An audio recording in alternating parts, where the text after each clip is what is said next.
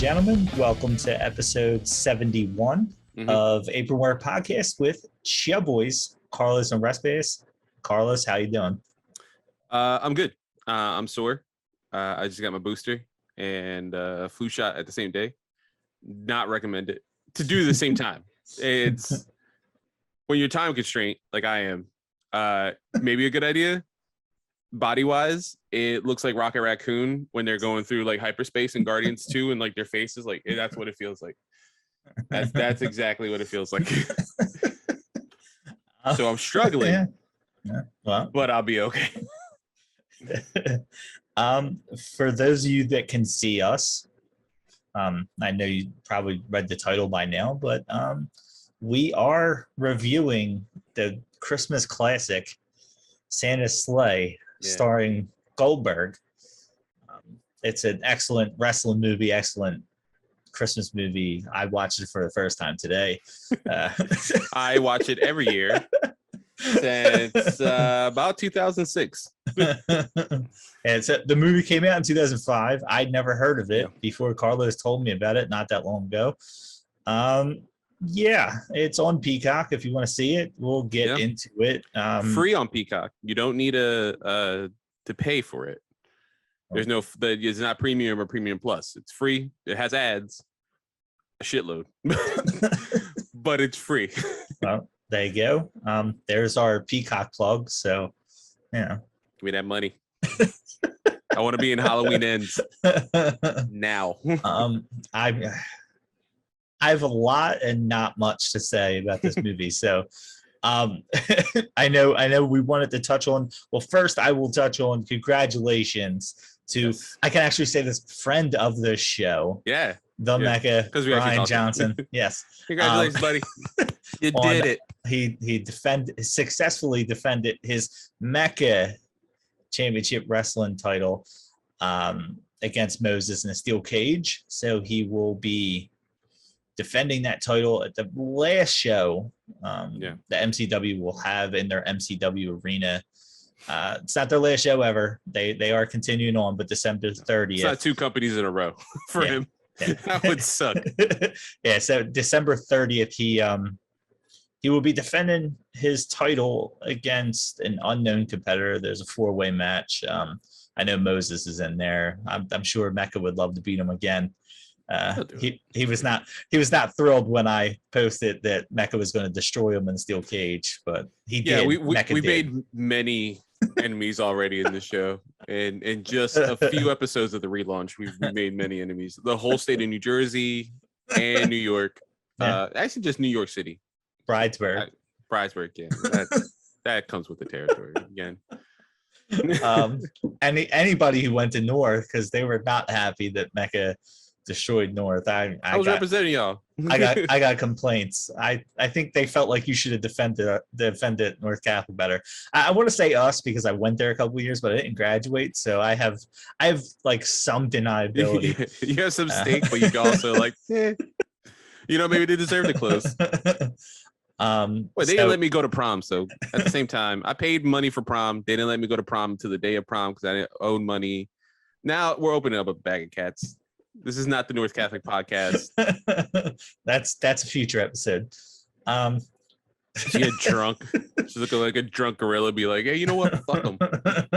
So me and the family will be there. We got our tickets. We'll be there second row because first row wasn't available. So that should be fun, and hopefully Mecca will flip us off or do something, and all in good fun. She's gonna look at you and Justin kids like, you're cool, fuck you. I just want him to beat up one of the kids. That's all. That's not too much to ask. Just show him who's boss. They're like, listen, daddy has a friend, and that friend will beat you up. I just tell the kids, hey, the Undertaker's coming out, and when he's like, you're not the Undertaker, just have Mecca slap him. So and he will win. Yeah, he will. I probably should know this. No. I was moving on to something else. I was going to say he will win. Yeah. No, he's going to win. I'm trying to remember when Final Battle is. Saturday. That is Saturday, right? Okay. Yeah. I wanted to say this Saturday. That's Saturday, December 11th. So at the Baltimore Employers Insurance Arena. The USBLW 76 arena in a community college somewhere. It's horrible naming for arena. It's a nice arena though. Like when you watch their production when they done stuff in there, Right. it looks nice. It's just a horrible name. Well, it'll be nice for him to have 2 titles coming in December 30th after he beats Josh Woods. There is our Mecca plug. So Yeah, there you go. Also, he has new merch. You know. Yeah. New merch. Well, I guess first merch. Finally merch, I guess. I know he talked about not having merch for a while. It's the Mecca locomotive. We will definitely post that somewhere, probably everywhere. Yeah, we go put in the link of the video and audio.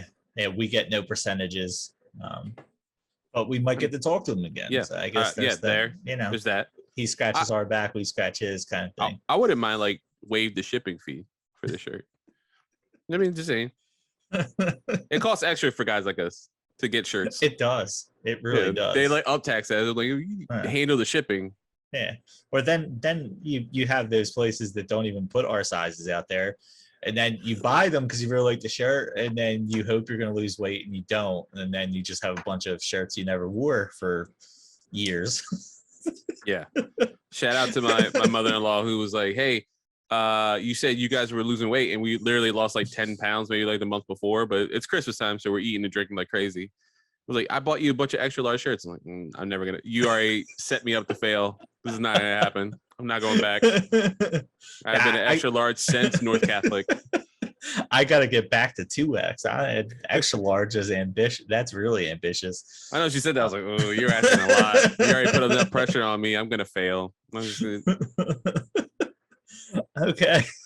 well, enough about our shirt sizes. Yeah. So I know you wanted to get into the I guess it's almost, for the lack of a better term, the end, like almost unofficially, of the black and gold. Yeah. NXT with what we assume would be the final appearances of Kyle O'Reilly and Johnny Gargano. Yeah, it seems that way, doesn't it? I mean, we had this past Sunday there War Games, not a takeover. It was just NXT War Games. Overall seemed like a decent show. I call it. I've watched like the main 2 War Games, and I've been watching like the other matches sporadically just because of time. And also Halo just came out today. I've been playing multiplayer like crazy on other people's streams.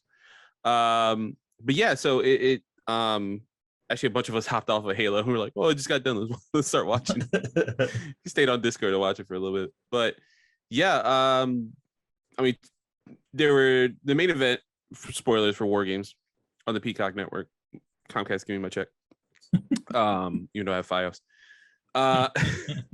So the main event was the 2 teams. It was 2 male teams. NXT Black and Gold, which was Pete Dunne, Johnny Gargano, Tommaso Ciampa, LA Knight, right? That was it, Rick? It was 4 on 4. He's not even black and gold, but no, not really. Just awesome. He's just an awesome character. And then on 2.0, we have Carmelo Hayes, the new North American champion. Braun Baker, worst name in wrestling, but it'll grow on us because he's awesome. Pardon me. And who else we had? Tony D'Angelo. Tony, hey, bada bing, that guy. I'm not exaggerating. That's actually his character. That's all he does. And somebody else, I don't know. Anyway, so it was 2.0. 2.0 went over. Grayson Waller, because that is actually important. Grayson Waller, who is now, I think, the biggest heel in NXT as of this recording. So yeah, they went over. Johnny teased.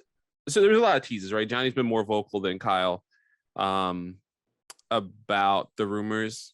I mean, he's not even really addressed them, honestly. He's basically been saying he's done without saying he's done. Yeah. On social media, him and Candice teased his special. He always does special gear for takeovers and like events.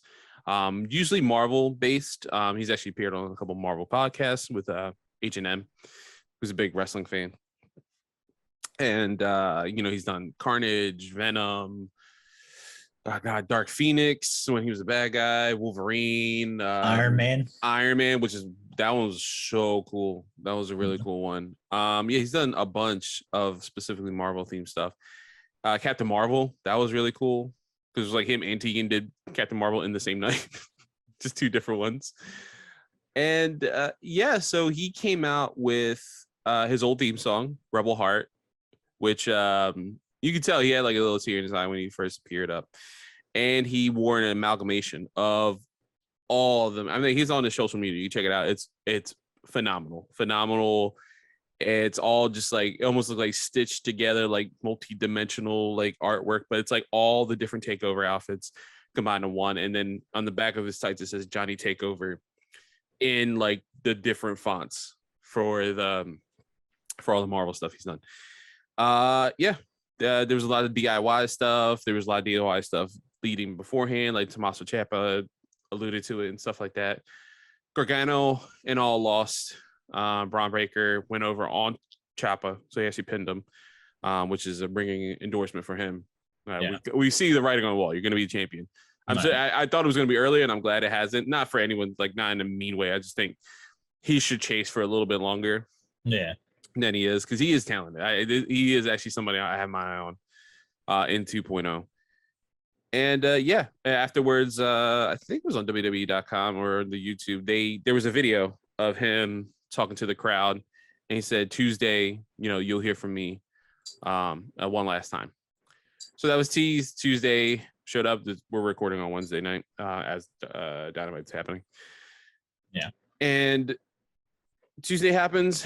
There's a bunch of stuff with like the black and gold people, like in 2.0. 2.0 is like getting more of a shine. Like Roddy and Braun Breaker's on for next week. There's a bunch of matches they tease for next week. Ends with Gargano coming out to address his future. It is like a final goodbye. Like the whole speech is a final goodbye. Talking about betting yourself. He said the next big challenge for him is fatherhood in February when Candace is due with their son. They're having a son, right? I don't know if you remember. I think they're having a son. They're having a kid. Yeah, they're having a kid. And they're gonna lose sleep just like me and Russ has. See these eyes, Johnny? Your eyes. See all those action figures you have? They're gonna be in a case just like this one back here. And your kid's always gonna try to open them. No, you can't play with Super Saiyan Trunks. No. It's a statue, not a figure. So it was like a big tease, but then a huge swerve happened and Grayson Waller came out. Grayson Waller again was part of Team 2.0.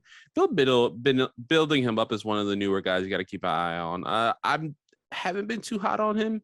Him and oh my god, there's somebody else. I think the one who Cameron Grimes has been going after, and Duke Hudson. I don't know. Anyway, and I think so. Yeah, I think it's Duke Hudson, right? The one whoever got his head shaved has been doing the Kurt Angle thing this week. And there's one other guy, Von Wagner, which we'll talk about because of Kyle. I haven't been too hot on. Like Grayson, out of all of them, was the one I was like, oh, okay, you might be the future. But yeah, he attacks him, brutally attacks him as well. Like he puts his neck in the chair, pushes against like the turnbuckle, all these horrible spots, power bombs him through the table. I think like Vic Joseph got involved at one point with the announcer, pushing him around and stuff. Like it was bad. They took him away and stuff. And then, that's how NXT cut away. So as a fan, a trained wrestling fan at that, what's your first thoughts? You think, oh, he's not done. Yeah. You teased it. This is a Mark Henry. This is Mark Henry retiring with John Cena. And then it was like, all right, you're coming back. And that still could be the case. But what happened after is what a lot of people have been questioning. And I'll get to that in a second. So earlier in the night, or a takeover, Kyle and Von Wagner had a match against Imperium for the tag titles. They lost. Von Wagner tried to attack Kyle Smart because he's been betrayed like a bajillion times in his whole career, mainly by Adam Cole, usually always by Adam Cole. So he's ready. He stopped Von Wagner and then threw up the UE sign. Yeah, that's how their match ended. Again, it's been alluded that he might be done. No confirmation. He had a tryout match, same as Gargano at SmackDown a few weeks back. And so they had a cage match randomly. They said, like, hey, we're gonna have a cage match on Tuesday. That's how it opened up. Von Wagner went over clean. He went over clean and then just proceeded to decimate Kyle. And I mean, that seems like that was it. There's no timeline for his contract when it's done.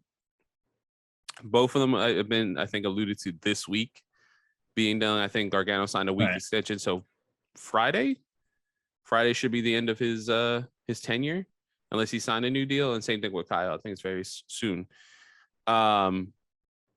And with that being said, this looks like the end. But as wrestling fans, when you see these things, when they get so brutally attacked, you're like, it can't be the end, right? Like, because usually it's like a bow, a grace. Hey, thank you for your time. We'll see you. I think, though, because of what happens out off air, Gargano comes up. This is all taken by like footage and just like video. There's like, pardon me, there's photos and all. Ciampa came out, sat with him DIY style. Like when they won the tag belts, like when Cruiserweight Classic and stuff like that. And he put he put Johnny's head on his shoulder. Johnny started crying, like legitimately crying hard. And Kyle comes out and like takes a look at him and then like goes around and like surprises both of them. And he starts tearing up and they're all hugging each other. Shawn Michaels comes out with Candice LeRae, giving telling everyone like standing ovation for Johnny and Kyle. Candice is crying. Johnny goes up to Shawn Michaels, who is his favorite wrestler, as it should be, like mine, and gives him a big hug, cries into his shoulder, and him and Tommaso, like Kyle leaves, and him and Tommaso are the last ones out of the building, and they say goodbye. As a trained wrestling fan, when you see someone get injured like this, like, kayfabe injured or whatever, I legitimately thought, hey, you're going to be back. You're just taking some early time off. You did sign a new deal. Or you're like WWE proper. But with this, like how emotional it was, I think he might be done. Yeah. And same thing with Kyle. Like I think they both might be done. And if that's the case, that's actually pretty cool in a few ways.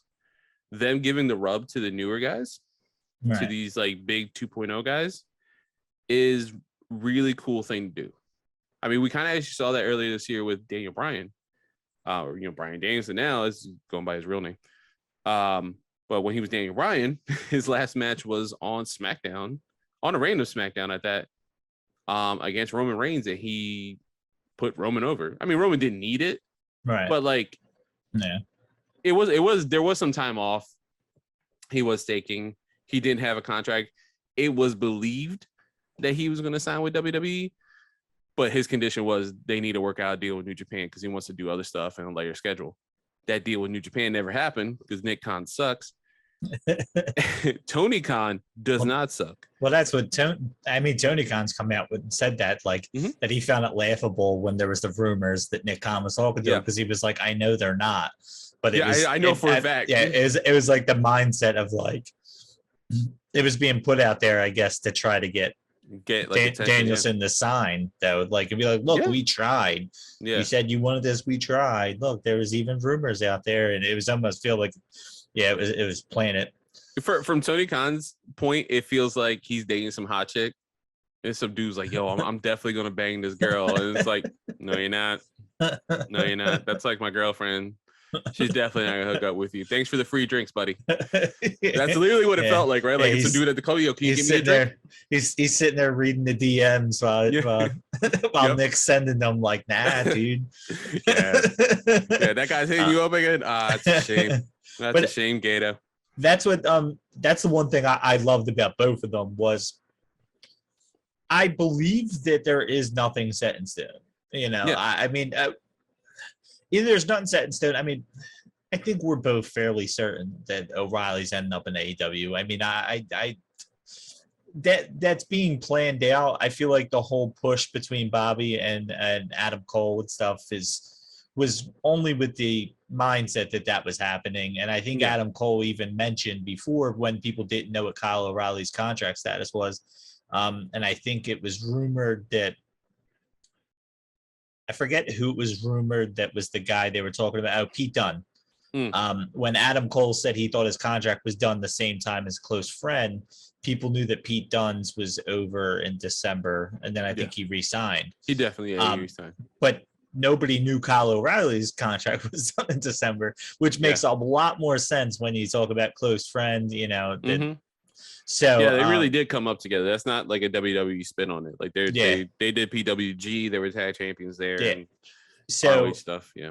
So do I believe? I think it's like the Adam Cole thing. Like you kind of knew he was going to AEW, but did he make that decision? No.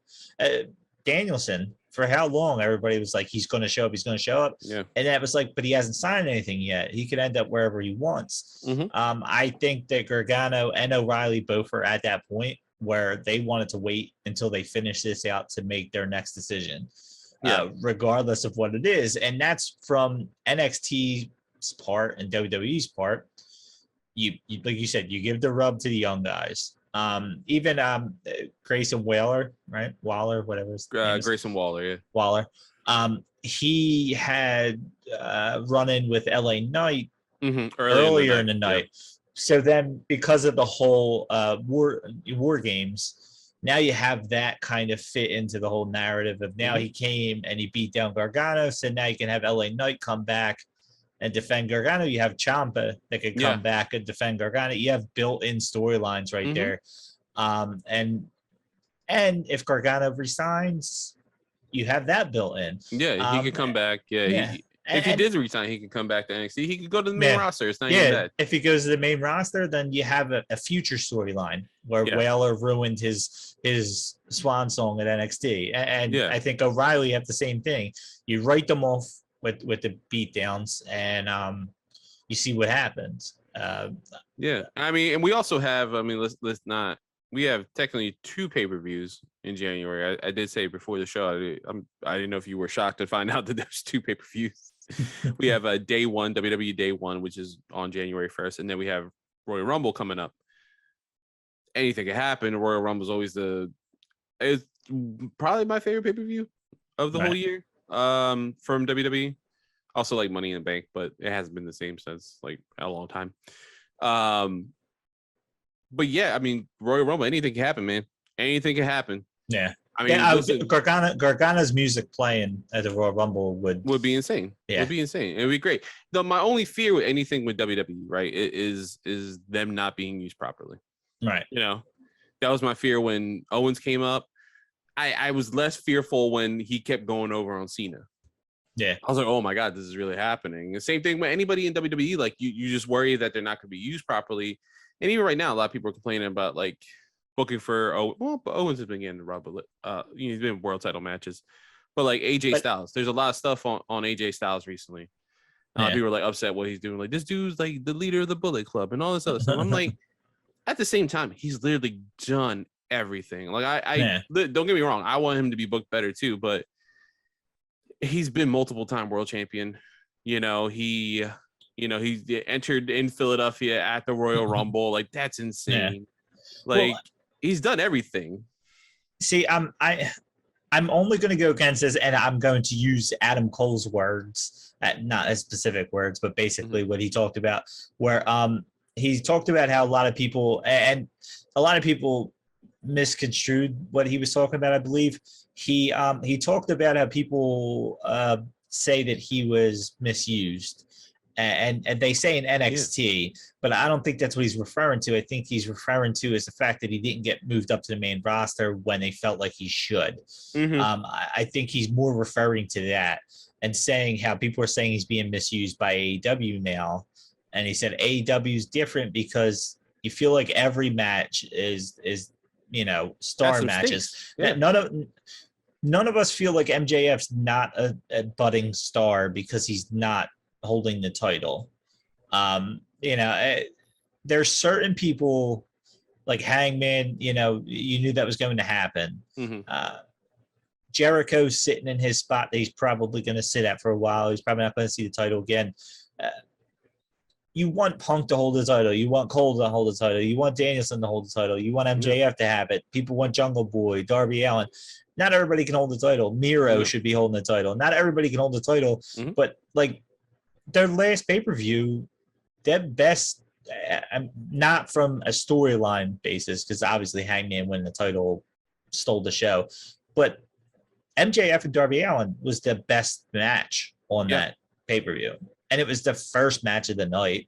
It was a match that really hadn't been built up that much. I know there was build up, but it's not like you're not talking about years of build up outside of them being the pillars. So I tend to agree with what Adam Cole's saying. Why does he have to come in here and win a title and be the star? Yeah. Like he's right now, what they're doing, are we not thinking in our head that Kyle O'Reilly's coming? You're going to see an Elite versus Undisputed Era. Literally is being teased. Yeah. And it's all because of him.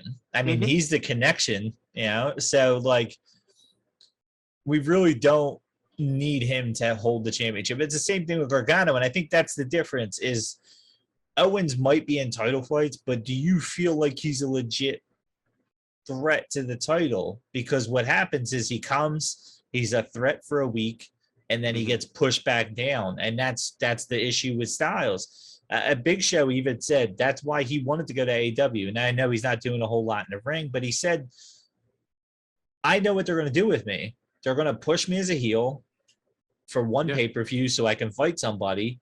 And then I'm never going to be used again. Or turn face and lose a bunch of matches to a bunch of guys I shouldn't be losing to. He's like, there's 1 week they have something for you, the next week they don't, and it's obvious. And the Styles thing, it's the same thing. The only reason he's even still in a tag team with that was almost is because they were apparently higher ups were saying he wasn't ready as a singles, which he's not. No. They work together pretty well as a tag team. Yeah. You know, they've been champions. And I mean, look, this is the AJ Styles we're talking about that also technically retired The Undertaker. You know, Undertaker gave him the rub, was like, hey, man. And said, I see a lot of Bret Hart in him. You know what I mean? Like, that's great. I mean, AJ Styles didn't need it. He didn't need it. Yeah. But to have that distinction is pretty honorable. And the full spectrum of his career. I mean, when you look back at it, like these years are going to be like, oh, you know, at the end of WWE, it was a little man, whatever. It doesn't matter.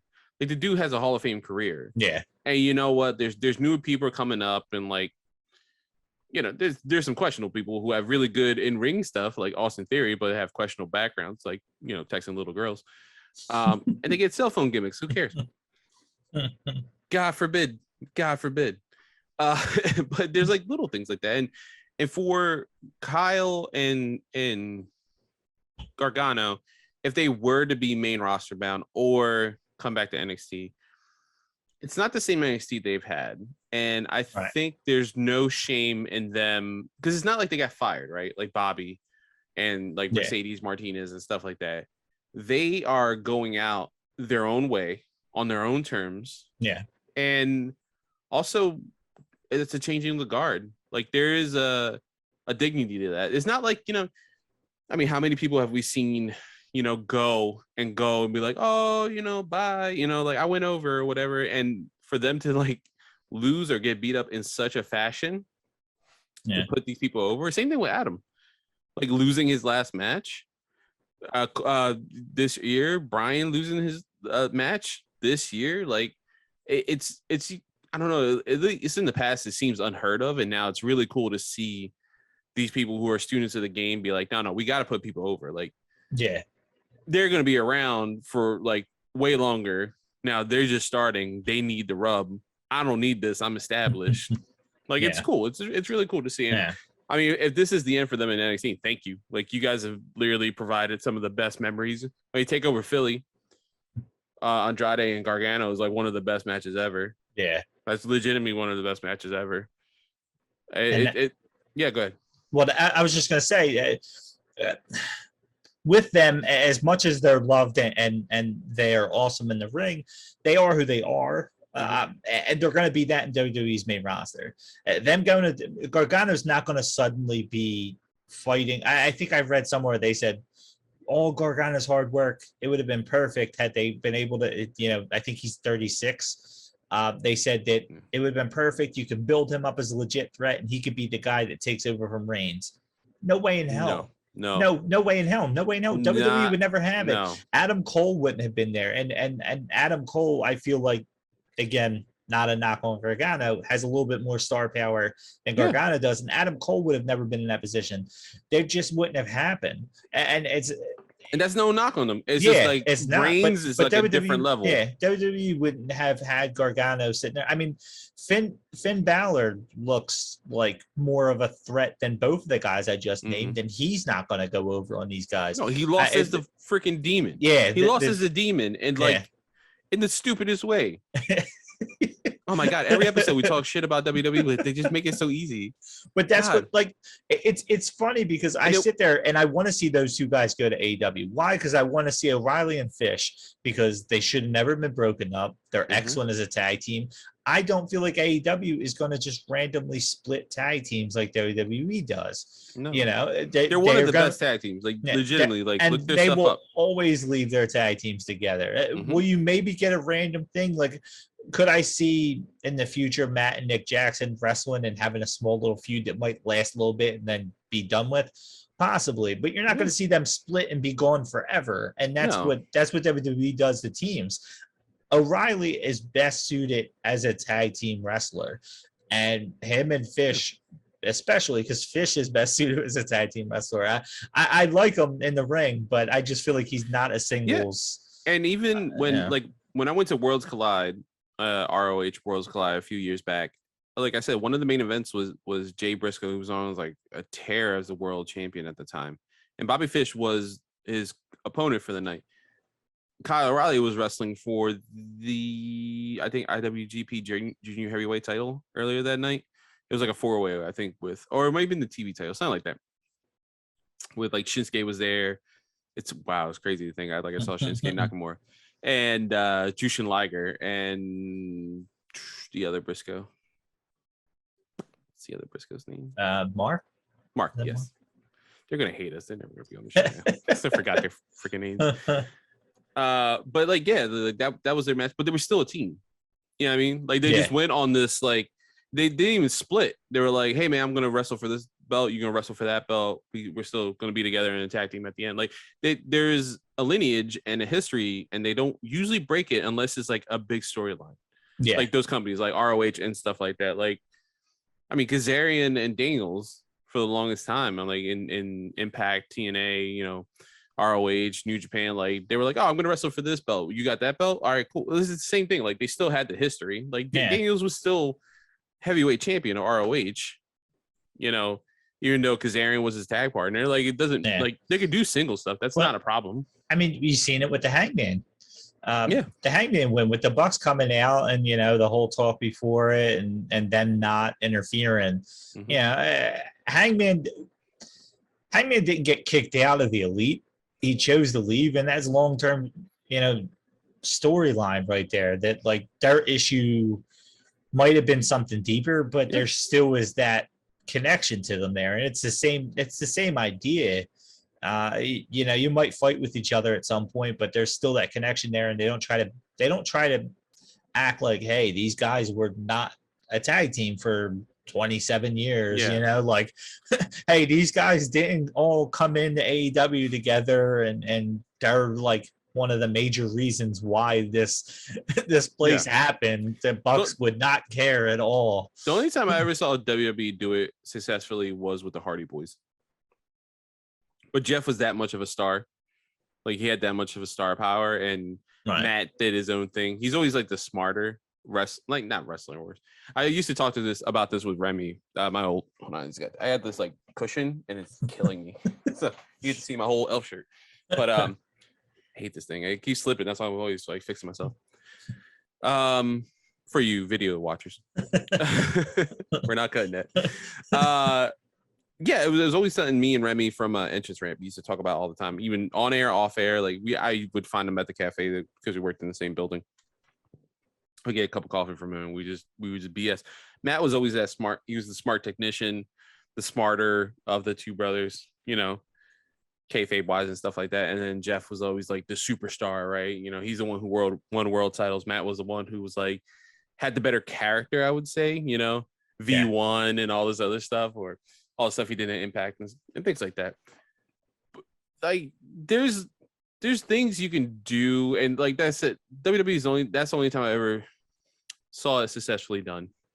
Because when they broke up the Dudleys, Reverend Devon, you know, that's rough. And then we got Batista, which is cool.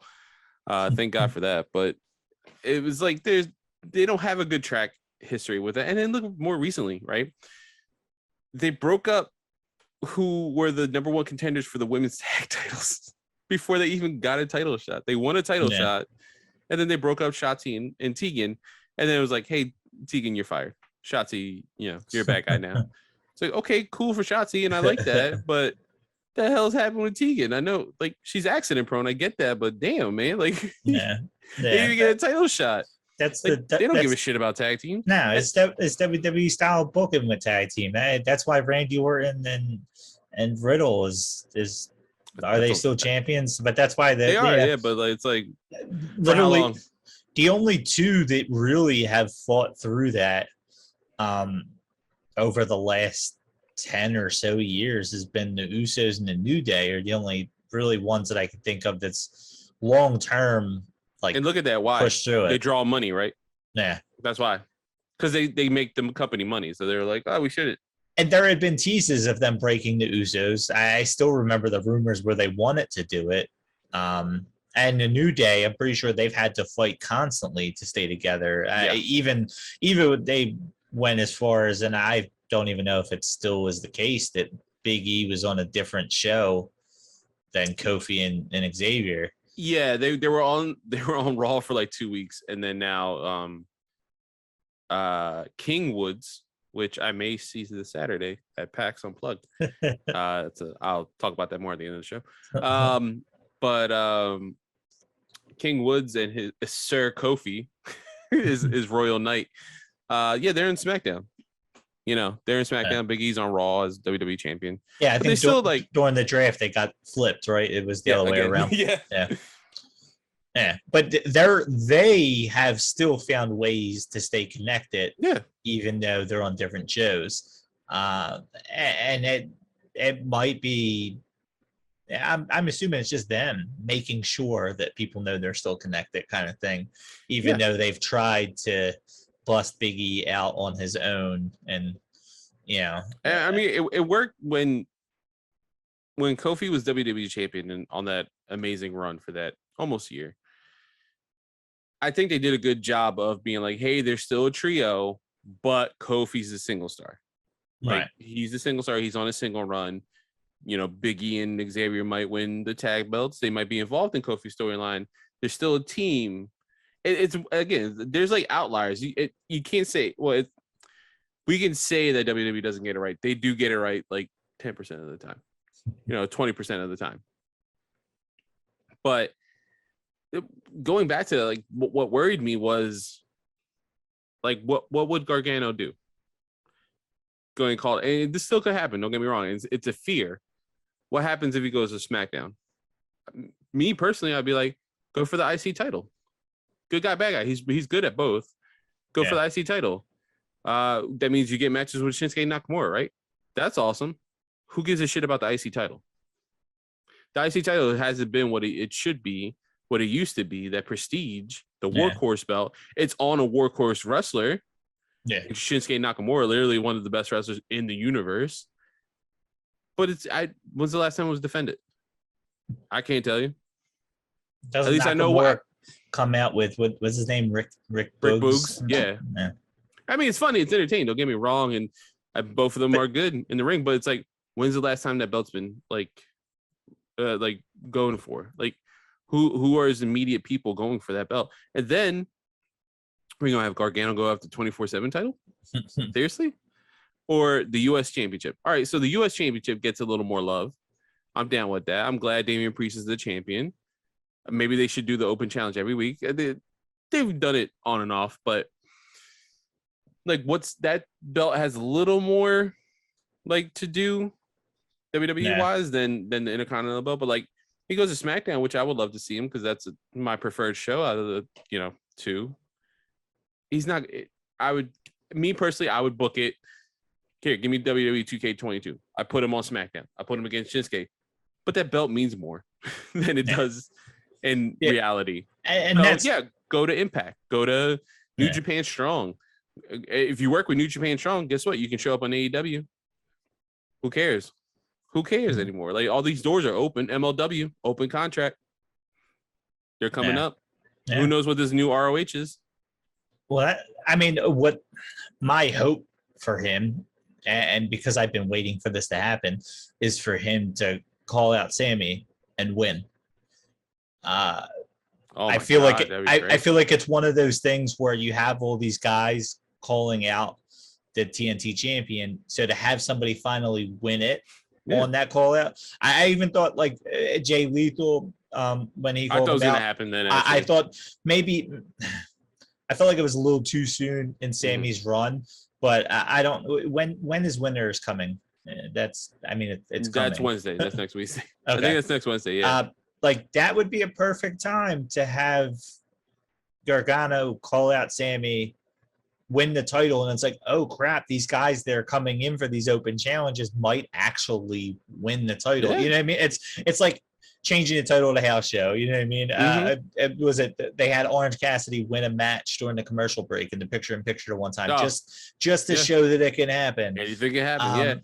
No, that'd be good. That doesn't diminish like Sammy either. No, because everybody knows who Johnny Gargano is, and he's coming in, and now you put that title on him right away because he's probably not going to be your heavyweight champion. And again, I'm just throwing, throwing shit at the wall here and seeing what sticks. But I trust AEW to do something like that right, where your whole thing about Shinsuke, you know how you put prestige on the Intercontinental title? You have Gargano come up and say, I want that title. I don't know who Roman is. I don't know any. Yeah, I don't care about Roman. The Intercontinental title. That's the belt I saw as a kid. Yeah, that's the title I want.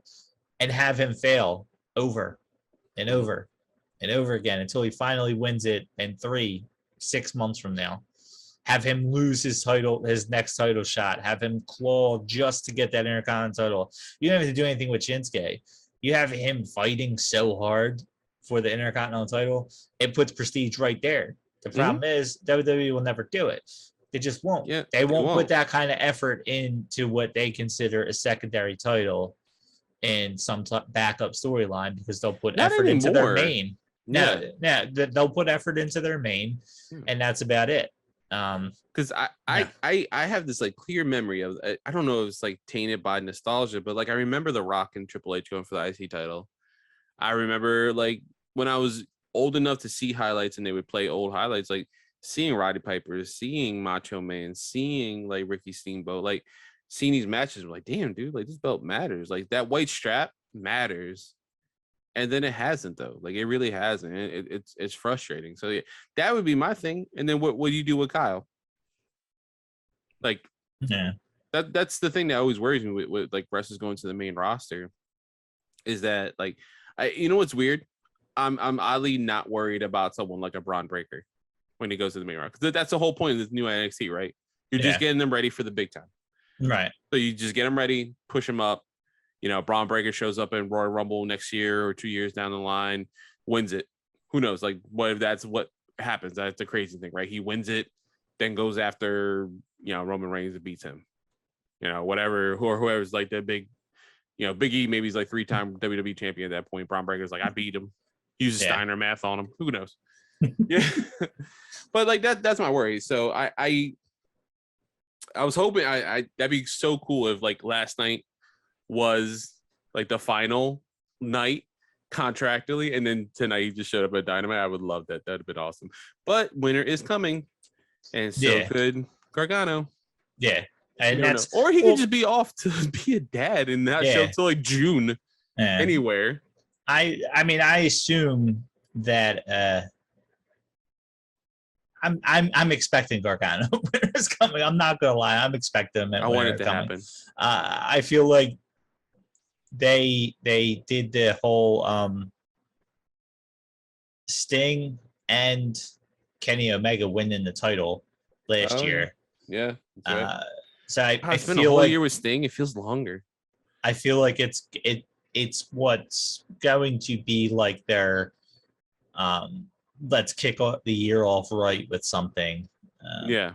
And we've said it plenty of times. No knock on Gargano. I don't know if it's big enough. It really, unless he comes and he wins the TNT title as an Yeah. open challenge, because then it has that double whammy. Oh my God, Gargano's here, or a Kyle O'Reilly Doing the same coming thing. out. True. Yeah, him coming out, not necessarily win the title, him coming out and Adam Cole attacking the Young Bucks with, or O'Reilly coming out with Fish and attacking the Young Bucks, and Adam Cole kind of looking both of them and ending the episode like that. You know what I mean? That'd be Something cool, yeah. to get you talking. Because Omega's out till June, right? 6 months. Yeah, I think so. So yeah, that you need Build to. that up. Yeah, and maybe not even. That's at least one pay-per-view. Yeah, and maybe not even have O'Reilly come out and attack the Young Bucks, but have something like that. Or stop Bobby. Like, what are you doing? Like, this isn't you. Like, I know who you are. Yeah, like Bobby comes out to try to help them at the Young Bucks or something. Like why are you that, helping the Bucks? Kyle kind of stops them. Yeah, like we used to beat the shit out of them in ROH. Yeah, and you have the whole built in with Cole leaving Bobby in the middle of the ring, leaving with the Bucks during that tag match. I don't even remember who there was. That Orange Cassidy? Somebody? I don't remember it. Right. Oh yeah, Orange Yuta and Wheeler Yuta. Yeah, I think so. Or Rocky Romero, right? Oh no, Ishii, right? No. I'm getting confused. I think it was Wheeler Yuta. Yeah. I think so. But I could be confused in all those matches too. But yeah, I mean, it leaves that possibility out there. I don't know that. Yeah. I can't think of anybody else. No, I can't either. That could come in there and make an impact, and that being so close.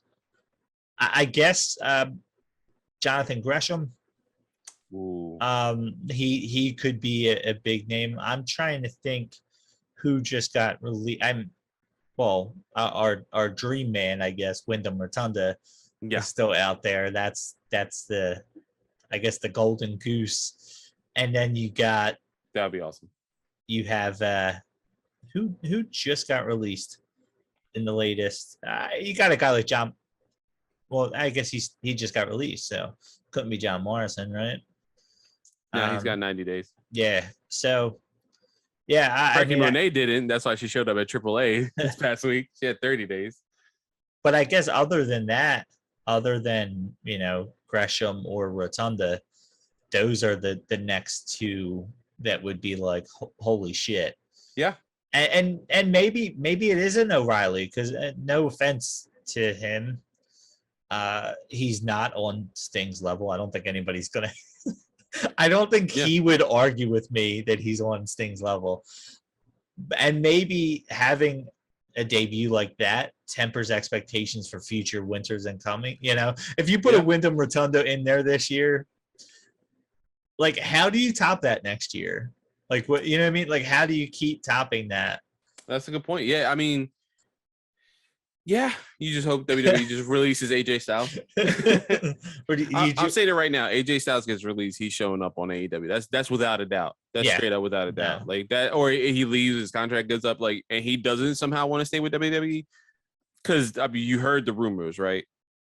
Or I think the Bucks confirmed it. Like, it was supposed to be AJ who showed up night one of Dynamite. We were supposed to see AJ Styles, but he signed a contract like weeks before. Wasn't that what affected? It was supposed to be the Good Brothers too.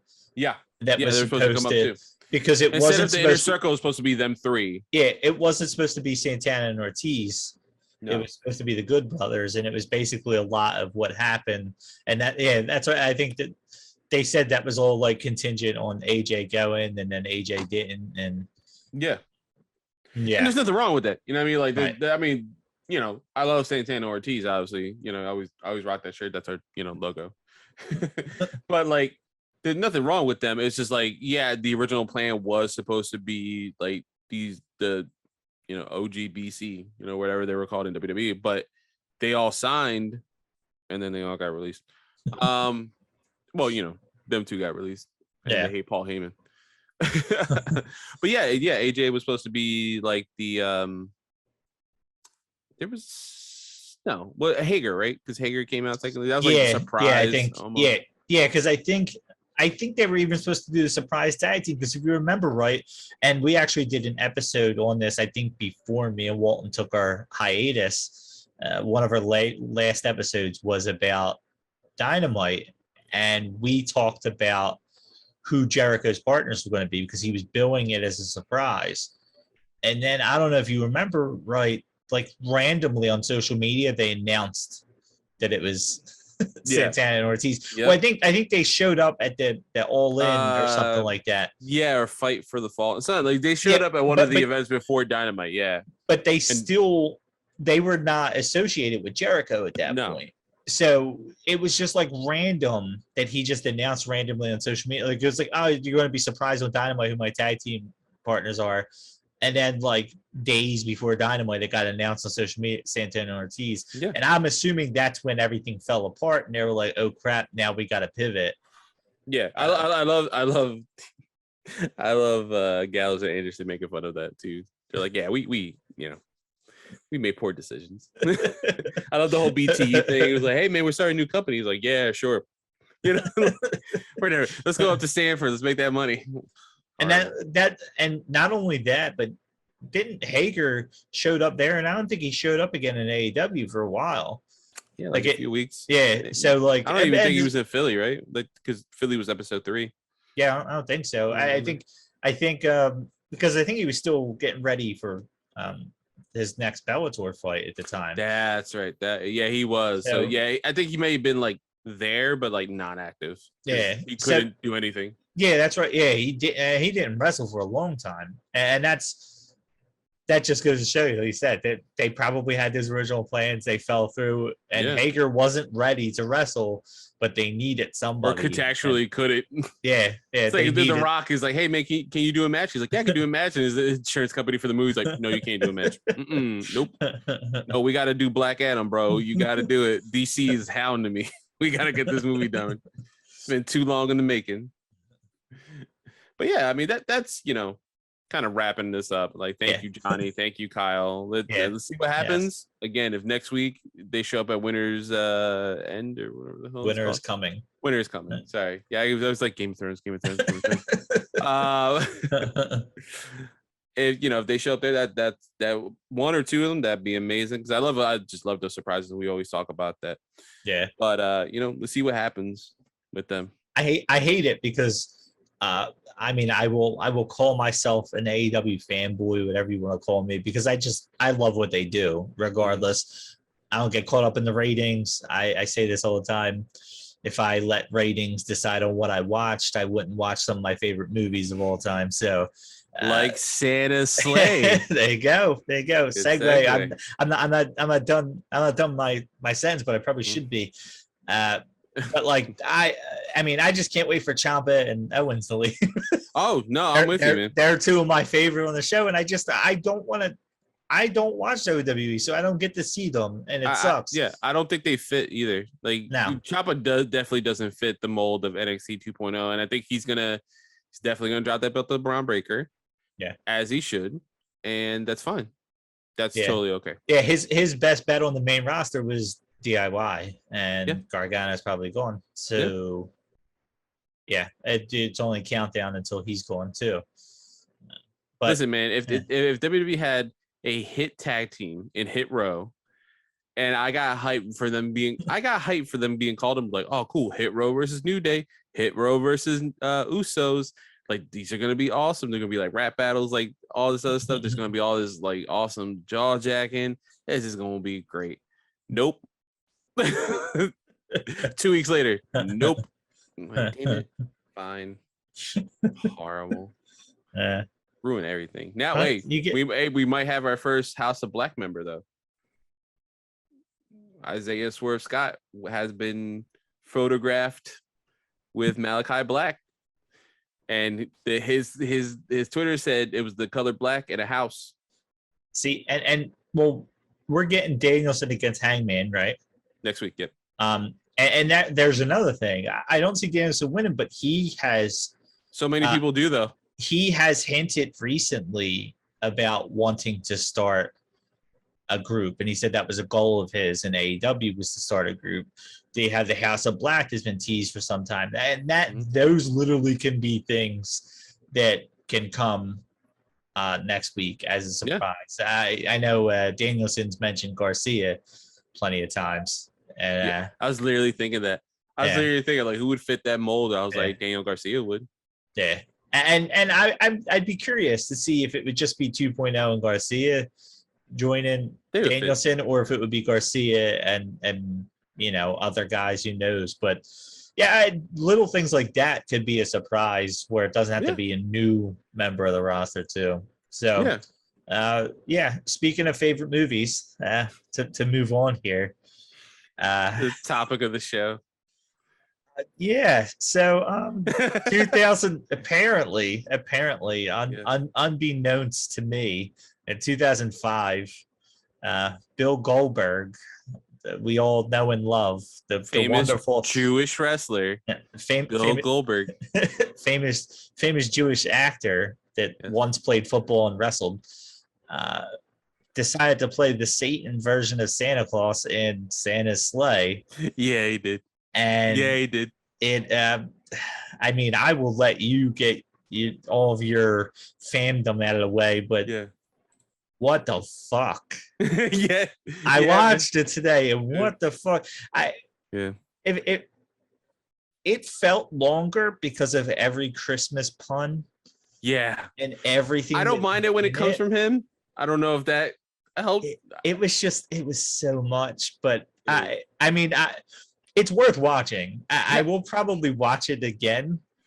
It's so highly entertaining. It's so random. I will say, I don't know that I've ever seen a movie want to be rated R and not want to be rated R all in the same movie, right? Because some of the killings aren't like that brutal. Yeah, I've never seen a movie like show me boobs in a strip club and then have somebody a fun trivia fact about that scene. Have somebody say a-hole instead of asshole. Like, you could have ADR'd that. What are you trying to be? Maybe don't show the boobs, and you don't have to be rated R because there's nothing else about this movie. Yeah, there's nothing else. I want to see.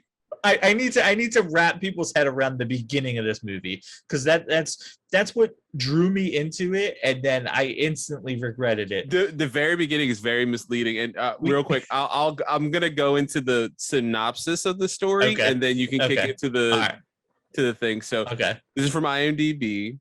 I'm stealing this little segment from my friend of my show, Mario Rivera. He does a MCU University where they've been covering non-MCU movies on his channel. Him and his friend Slide. It's really awesome. They did X2 today. I still have to watch that one, but they have like little segments. So I stole all your stuff, Mary. Sorry. So this is the best one I found. This is from somebody from Rio de Janeiro, Brazil, who wrote on IMDb the plot. In the Christmas Eve of 2005, Santa Claus, played by Bill Goldberg, arrives in Hell Township, killing the locals. The teenager, Nicholas Yulson, played by Douglas Smith, who's still acting to this day, finds that his grandfather, Robert Culp, who was in I Spy with Bill Cosby, like the TV show way back in the day, if some old-ass people are watching, is actually an angel that defeated the devil's son in a bet. And the evil creature had to spend the last 1,000 years playing the good Santa Claus, giving toys to the children. Now that the bet is over, Santa Claus wants revenge. Nicholas and his girlfriend, which I never picked up that they were boyfriend and girlfriend until I read the synopsis. I'm like, nah, I feel like at the end of the movie they started dating. I didn't think they were dating in the beginning. I thought they just liked each other and didn't say anything. Yeah, that's what I got from it. Yeah, too. I was like, they said girl, like, she's definitely not your girlfriend, bro. You at the end you get it, but not then. Nah. They try to escape from the killer and find a way to stop him until the end of Christmas. Go ahead. Okay. The beginning scene. On that note, I need to wrap everybody's head around the beginning, because if you have not seen this, just it's very misleading. We are in I I guess a Christmas dinner, whatever it may be, With the in worst a family house. ever. Oh yeah, they're literally rich assholes. I don't even know how to describe it. I'm not even sure who's related to who in it from the way it goes. But you come into this movie, right? And I'm thinking it's a joke movie, and you see Chris Kattan sitting there. You see Fran Drescher sitting there. I don't know her name, and I'm going to look at it and cheat. Rebecca Gayheart. Yeah, Rebecca Gayheart is from Urban Legend, Jawbreaker. I know she was the thing in the early 2000s. Yeah, I'm missing Scream 2, I think, is another one. Yes, one of the Screams. It's not the first one. So you see all them. You see two random girls who I have no idea who they are, but they look like they might be important to the plot because they're not a main person. I'm like, okay, Chris Kattan's dying. Fran Drescher's definitely dying. Like I'm just looking like, all right, they're like C-level celebrities. They're not staying alive. But I'm like excited, like, okay, what the hell's going on here? Chris Kattan's hitting on Fran Drescher, and I'm pretty sure he's with Rebecca Gayheart.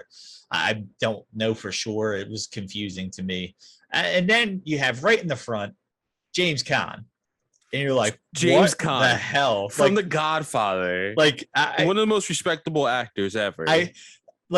Okay, Fran Drescher, I get being in this movie and probably going to die. Chris Kattan, get it. Probably going to die. I'm okay with that. Rebecca Gayheart, yeah, she's been like a third character in most of these movies. She's probably going to die. James Caan, I'm expecting to like kill Santa in the first scene. Like I don't know Santa's coming, but I assume he's coming because they're a bunch of assholes. And I'm like, all right, Santa's just killing, douchebags. Yeah. By the way, James Caan made himself uncredited in this film. Oh yeah. I love that. I'm looking at it and he's not credited, and I'm like, actually, that's hilarious. Yeah. It's always once an episode happens. Yes. and now it shows a little bit more because I'm in close to this episode. Yeah. So they're there. They're all being assholes. Like I said, Chris Kattan is like flirting with Fran Drescher. Finger bangs there at one point. Yeah. Rebecca Gayheart talks about how she wants a husband that doesn't cheat. So that's why I'm assuming they're together. And then James Caan just like digs into Chris Kattan, calls him like the F word, half a man or something, or whatever he calls him. F word for gay people. Yeah. So there's a lot of inappropriate humor that, like, I guess 2005 it was a little more acceptable, but it never should have been. But like I'm like, all right, we're getting like really hardcore stuff here. Then the chimney starts shaking, and down comes Goldberg. Santa Goldberg comes down, and he just kills everybody. He does. He saves James Caan for last. He puts some forks in him. One of the girls don't even get like a real death. She just like falls on the chair that happens to be overturned and spiked through her head or whatever. Yeah, he scares her. I wrote this down. That's her? It looks like her neck breaks when he scares her too. Like her head falls back, and then that, or I put his bad breath. Then she's impaled in the throat of her dog's dog bed. Chris Kattan tries to fight him or whatever he was doing. I think Rebecca Gayheart starts screaming, "I've been good, I've been good," and then he kills she gets her. bludgeoned.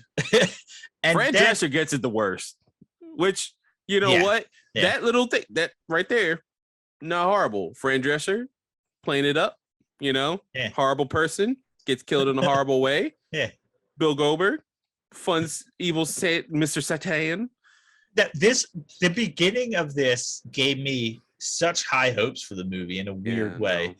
And then it drops drastically. The way he kills James Caan, like kind of like he like shoves a shitty Joker drumstick in his mouth and then slams him.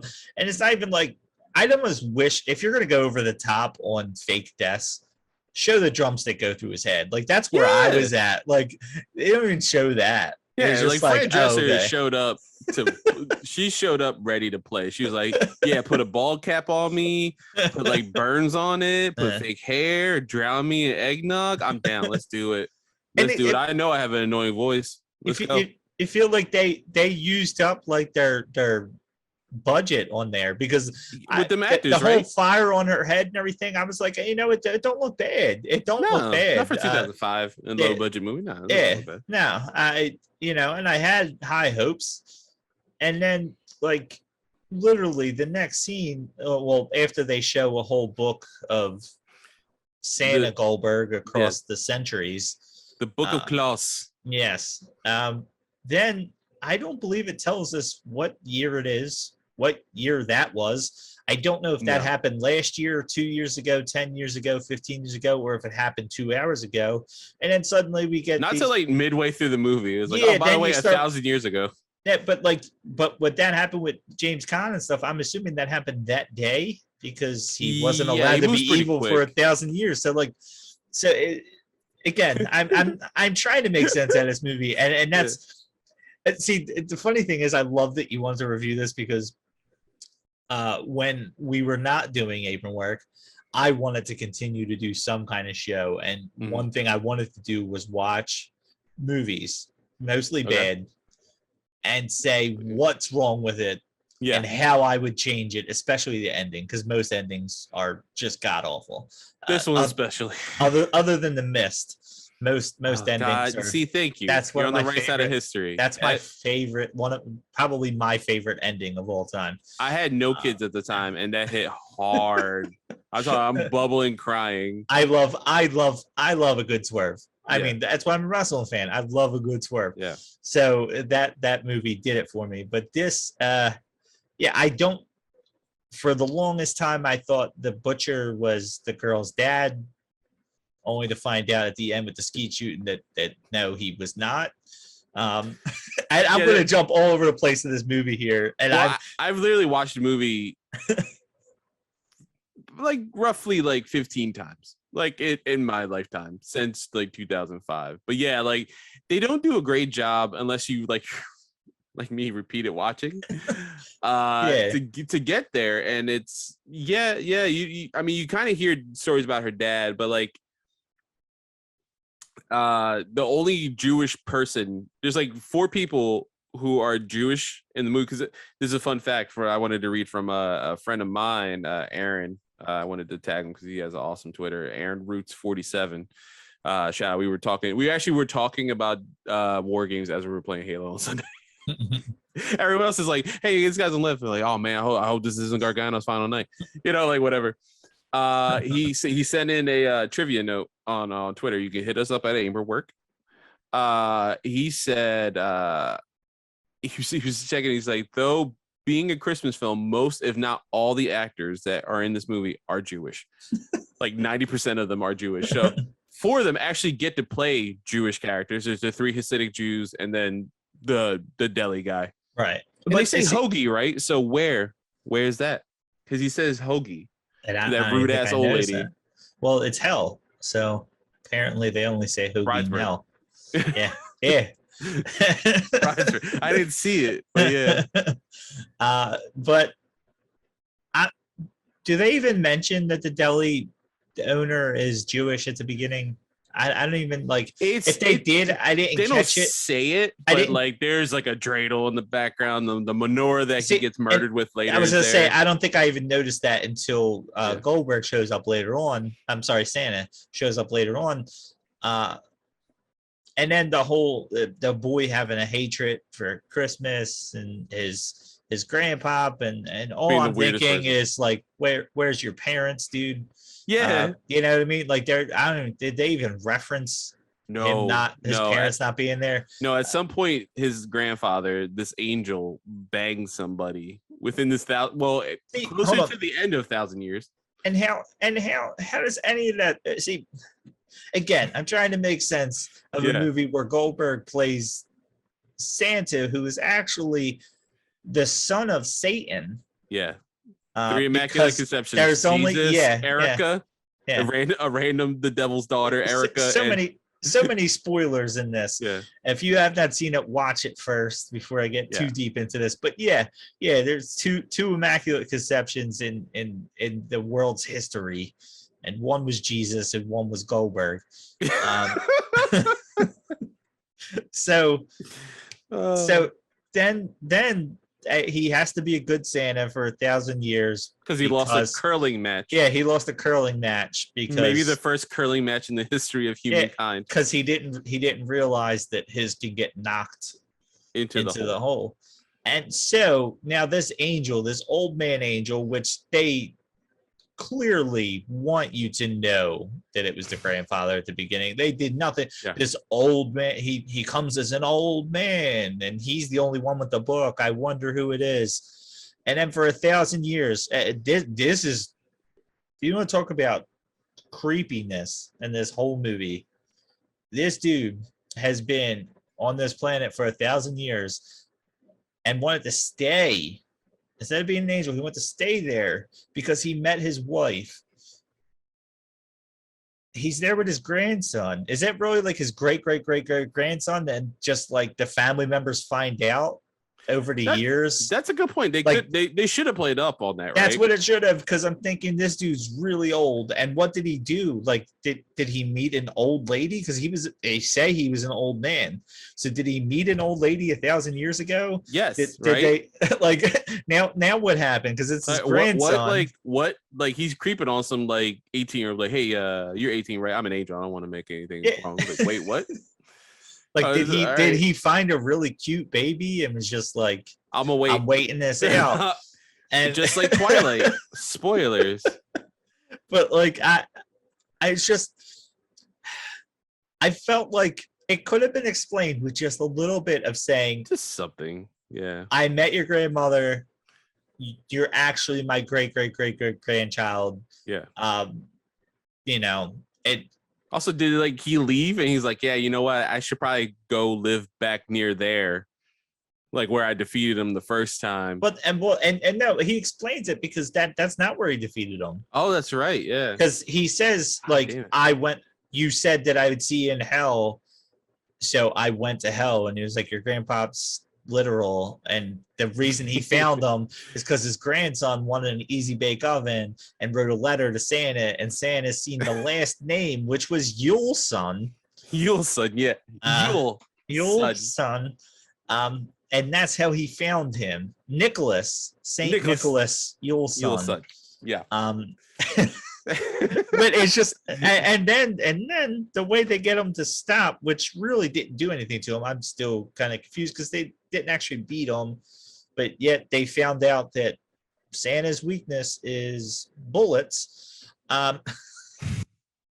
Nobody's figured this out over all this time to just shoot the guy. There's not one crazy guy who's like, I'm going to shoot Santa. I really don't like Santa. And Santa's like, you know what? Put me on my misery, bro. Like, I got 800 years left on this. And a rocket launcher is what puts him down. Well, we think puts him down. Puts him down. Shout out to Dave Thomas, Canadian comedian Dave, because I remember watching this. Backstory.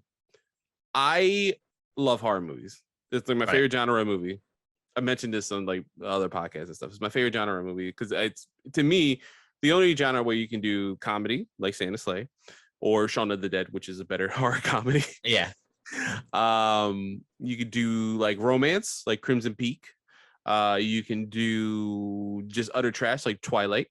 You can just pissed off all our female. You pissed me off. There you go. Or you could do so much. You could do action like in Blade. You could do like anything. It opens up to me like it. You could do so much in horror. And I, like many of us, that had cable, and I was watching Spike TV, and this showed up on Spike TV around this time for some reason, around Christmas time, and I literally saw Bill Goldberg. I was like, I got 2 hours. And I watched this whole thing. There is a TV edit that I will talk about in the trivia section. You must have watched it twice. He had 2 hours. Yeah, I know. There's a lot of commercials for Impact.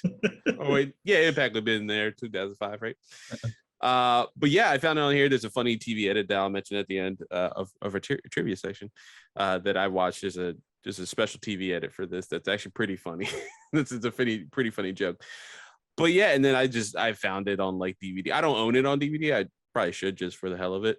But yeah, this is definitely one of those like movies I've watched too many times because of Bill Goldberg.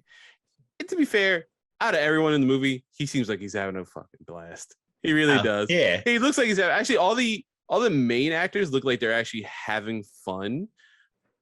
I have to find trivia. I haven't found trivia to see if they, it seems like it was like pretty jolly on set. Now, his costume's cool. Yeah. I mean, I love movies. I usually find the bright spot in movies. Like I said, I'll probably end up watching this again. Yeah. I very rarely am like a movie is awful to the point that I won't at least watch it again. But I also love writing, and I hate a bad story. I hate it. I hate it. This is like not trying to a point. I can't believe I'm about to say this. It is a cool concept, almost perfect actor for that concept. Yeah. And bad story. Yeah, and because it sucks. If you do just even a little more, this can go above it. Because like I remember, like I like it because I like, again, horror movies. I like shitty ones, I like good ones, I like great ones. There's a couple really bad ones I watch. I'm like, yeah, it's not that horrible. And this is kind of one of them. But like if you do even just a little bit, right? Just a little bit, it could keep the runtime. You said it felt long. It's an hour and 20 minutes. Yeah, it's short. But you can keep that runtime and like do some stuff. There's some I wrote one of my notes here is I don't remember it having like just random no nonsense killing scenes. Like there's a couple scenes where Goldberg just randomly kills, like the Save a Lot Santa, or not Save a Lot, but freaking the bell ringer who gets money, like kills that guy at some point, I guess. And some guy tries to rob him, kills him randomly. Like he doesn't start killing characters we've seen or have interacted with until like a third in the movie. like everyone he kills beforehand is random. But I do like his performance because I think he's having fun and the puns work in a weird way. And I'm a guy who doesn't normally like puns. All the puns really work. I think it's something about, and he said it in interviews, like something about this big Jewish dude playing Santa and evil Santa at that is like hilarious. Yeah. And it is. There's like little things, but like even if you don't even try to flesh out Nicholas's story, you try not to flesh out the grandpa's story. Again, I've seen this movie like 15 times. In my head, Nicholas and Mac they're just friends that kind of have a thing for each other and they get together at the end. I did like this multiple synopses state that they're boyfriend and girlfriend from jump. I'm like, when is this established? It just looks like she really likes him. He's an idiot. Yeah. And like he doesn't see it. It's not until they try to sneak in to wherever they're sneaking into the school. And is it the school? I don't even know. It's the high school. When she's trying to get in there and she says push from the top and he looks at her weird and she says, am I going to be the one that has to make the first move every time or something like that? But like that makes you feel like their relationship changed there finally, like she was being forward right with there him. Right, like she's been like super forward with him and he's just an idiot. Because he is an idiot. Nicholas is a dumbass, but like, and a shitty grandson, like like The Cabin in the Woods, great movie. Great because movie. It makes fun of itself. And that's what it is. And that's what this could have been. This really could have been. But and like it doesn't make fun of itself. It really does. It does unintentionally. It doesn't enough. Yeah. There's a couple scenes where it does. And like when they're in the rank and they're just laying there like Santa's not chasing them and they just have their conversation. I'm like, I wish this was making fun of itself because this is like perfect, like horror movie. Why are you stopping? He got hit in the head with a book. He doesn't have a concussion. He's just sitting there. Of course he's going to show up. You're just sitting there talking and about the kiss. Like, hey, maybe hide. Like a little better somewhere. You're literally out in the open through the door you just came in. He's clearly going to come from that direction. You're just sitting there waiting for him to come get you. But like I said, it's like, fine, make fun of yourself. All the puns. I mean, Goldberg nailed a lot of the one. He kisses the stripper and he points up at the mistletoe. Doesn't even say anything. Yep. everything, anything you could ever think of. The grandpa got run over by a reindeer. That's one of my biggest highlights. It's like bold. It's like grandpa got run by a reindeer. You had to make that joke, but it also works. His delivery on it is awesome because he's like he's having fun, and that's where I focus when I watch this movie, is that he's having fun. That's literally what helps me get through this movie. And then I just submit everyone to watch it for no reason. Like you, Tara, my friend Joey. Like I've made a lot of people watch this, unfortunately. No one at Interest Rant would bite. I was like, when we were doing that show, I was like, hey guys, we should do like a movie, and it's Christmas time. We should do like Santa's Sleigh, and Halloween we could do like See No Evil. And like, all right, See No Evil. So I'm like, yeah, but part 2 is actually good. Part 2 really is good. Trust me, not lying. Who said See No Evil? See No Evil didn't suck. See No Evil is good. See No Evil 1's not bad until the very end. Yeah. For me, because they straight up like go out of their way to be like, he's dead. Yeah. Look, the dog pissed in his eye socket. I'm like, God, this is stupid. Yeah. Like he's Kane. Just make him Freddy Krueger. Like make him a Jason. Yeah. I mean, I hate most horror movies endings though. So it's hard because that's fair. Yeah. That's always like the hardest thing to do. But like there's some like. I like the costume design for Santa specifically. Dave Thomas, that's actually not a joke. Like he's legit funny when he's going through the all the strippers that die. I was dying. Like it's just his delivery, and like everyone looks like they're having fun doing it, which kind of helps watching this horrible movie. Yeah. But a lot of the humor doesn't age well. It's very 2004, 2005. You know, the F word gets put around, the R word gets put up quite a bit. Well, I mean, the one random scene that's thrown in there with the kids and the exploding gifts. Oh, it was like, where they're like, fucking this, fucking that. Yeah. And then the grandmom's like, what? And the grandpop's like, open them. And then she goes, oh, fuck, right afterwards. Yeah. I'm like, was this thrown in there because, like, did you need more time? Isn't that what it seems like? Like, yeah, because Santa's not even in it. Like that they realized that this is made rated R. They already went at the end with Nicholas saying effing and a-hole and all this, and they already had it done, and they were like, we're already R. Let's drop some more F-bombs. Yeah, let's have some kids say it. It'll be hilarious. Because there's literally no connection to anything there. It's Santa's not even in it. He's not even in that scene. Now, it's not even like he's like laughing after he sees the explosion or something like that. You could have connected him some. It purely seems like they needed to add something. They were like, we're already R. Let's just do something that thinks funny randomly. Yeah. And they just put it there. Again, I'm thinking like they're gonna come back to the grandmom or something like that. No, there was no real nothing connection to that family. They killed that old lady. That when they killed that old lady, that's like the first person that dies that we've seen previously established in even one way, shape, or form. When he like runs her over the road or whatever. That horrible old lady. She deserved to die.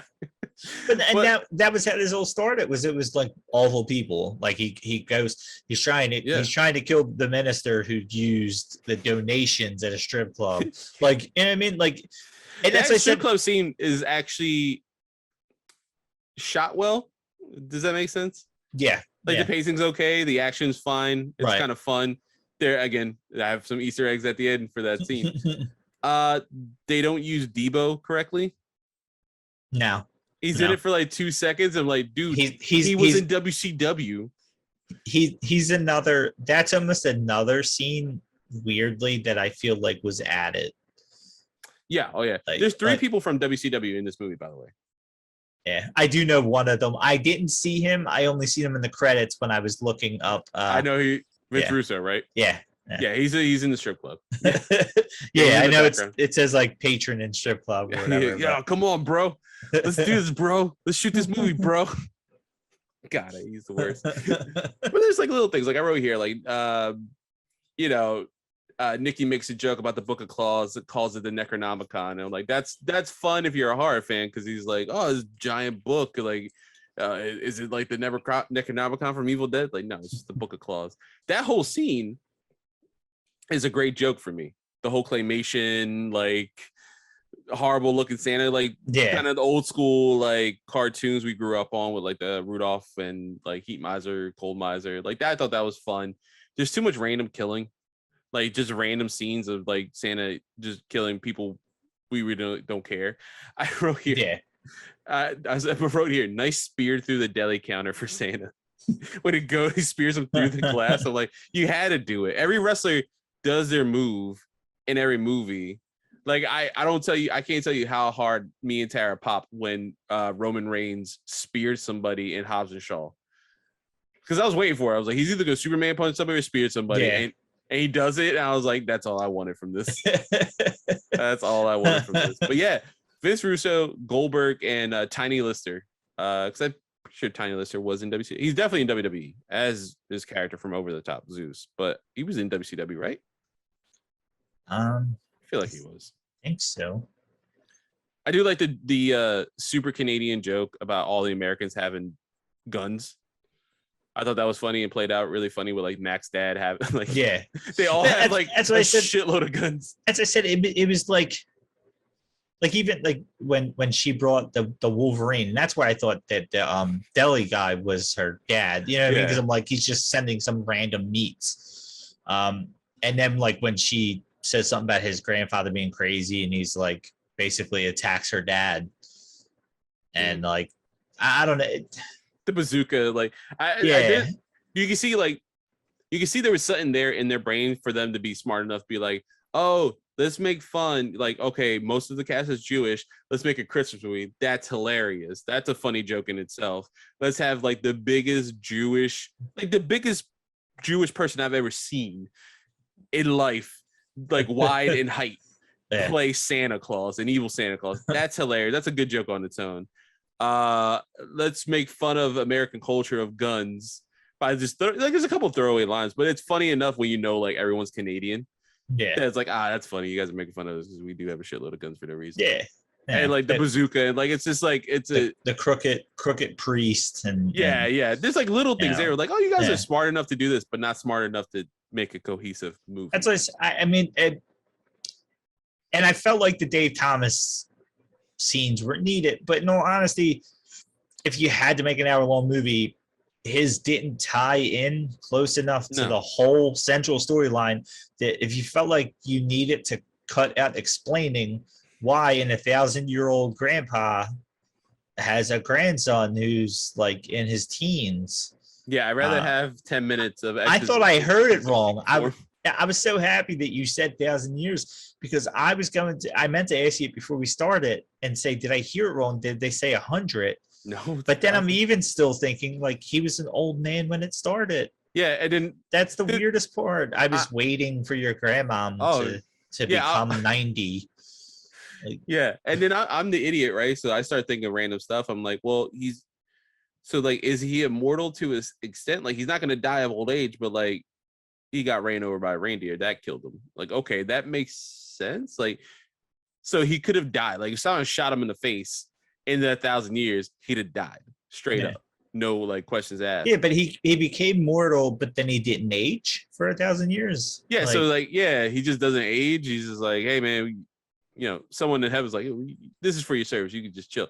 So then he needs to find somebody at least 30, right? And he's a grandfather, and Nicholas is 2005, and he's like 20, right? At least he's roughly our age, like at that time. Roughly our age. Yeah, that was at that time, yeah. So I was born in 87.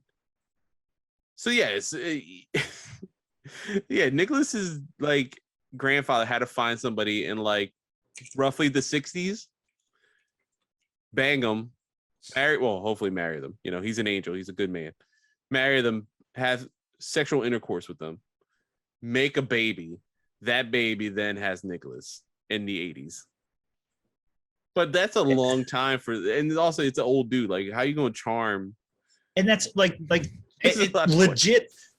And like I said, my mind is just blown by it, because it could be explained by him being his great grandson, and once they reach a certain age, he tells everybody the story, and everybody's known, and he hasn't aged, and all this other stuff. Or the other thing, he went back to being an angel, and he came back 40 years ago because he always checked to make sure that Santa was on the right path, and he met his grandmother, 40 Yeah, years ago. they had a Let's baby. Yeah, just son.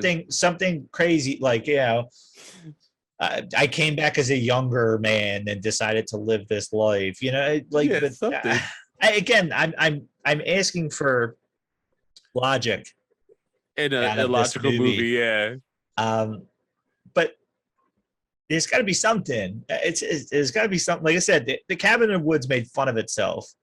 Which is nice, yeah. It That was that nice. legit is like a movie that ends with, like, I guess what's supposed to be God, like, an One of evil the other God, like, gods, I don't yeah. know, like, like, it gets Spoilers. crazy. It Yeah. gets crazy. It's what's not Shaun of the Dead, but it's the same, like, actors for the most part. The Night's End, I Oh, the think it's world, called the World's End, World's End. Yeah, because it's the name right? of the bar that they want to go Yeah, to. yeah. Yeah, at World's Like End. that movie. I love that movie. Yeah, Absolutely love that movie. And it's one of those things. It gets so outrageous. Like, you see it, and it just gets so out there. But again, it's like making fun of itself. So it's like, okay. And as I said, this was like stuck somewhere between joke and serious, and it didn't know where to go. yeah. When it takes itself serious, it does not work. When it has fun, like the whole stripper scene is fun. Hmm. The whole claymation, like Nicholas reading like the story of his grandfather defeating Satan's son, is funny, especially with that animation. Santa himself, because he doesn't take himself serious, and I've seen Goldberg in other movies, and he does a good job in those movies. Like he's in what, Longest Yard, right? Yeah. And some other stuff, and he's good. He's good in it, and he does really pretty well for himself. And I've seen him on The Flash. Like he's really decent on The Flash. It's like really surprising. Like the dude has some a range you wouldn't expect, and some Yeah. acting abilities you wouldn't expect, because we're wrestling fans and we see him just get put over and get belts at 70 for some reason. But like he's having a lot of fun, and that's usually, like I said before, and that's why I usually click on, is like it's fun to watch him have fun, and it Yeah. shows. And that's usually what I will do in a bad horror movie. Not one that's like purpose. Like I've seen movies that purposely do something, and that's the whole point of this movie, right? Like it's purposely not taking itself serious, but it does too much so in certain aspects, and then it's just not cohesive. Like I would love, you're right. Like I would love to go back and like get the base of this, and like, all right, Satan's son, we're gonna have fun with this. We're a little more gore than it needs to be because it's rated R. Maybe cut out. Let's keep the 1 hour 28-minute time frame with credits. Let's maybe cut out, like, let's keep Dave Thomas. Let's cut out all the random scenes leading up to him killing the grandmom, just killing people. We don't need to play James Caan. That's a lot of money for someone just to randomly die with the worst Yeah. Vincent Price looking face. I just I tend to keep going back to, like, if you added two things to this movie, I think I go from, like, what the hell did I see, to, like, that's hilarious, like, in the best way. And one is,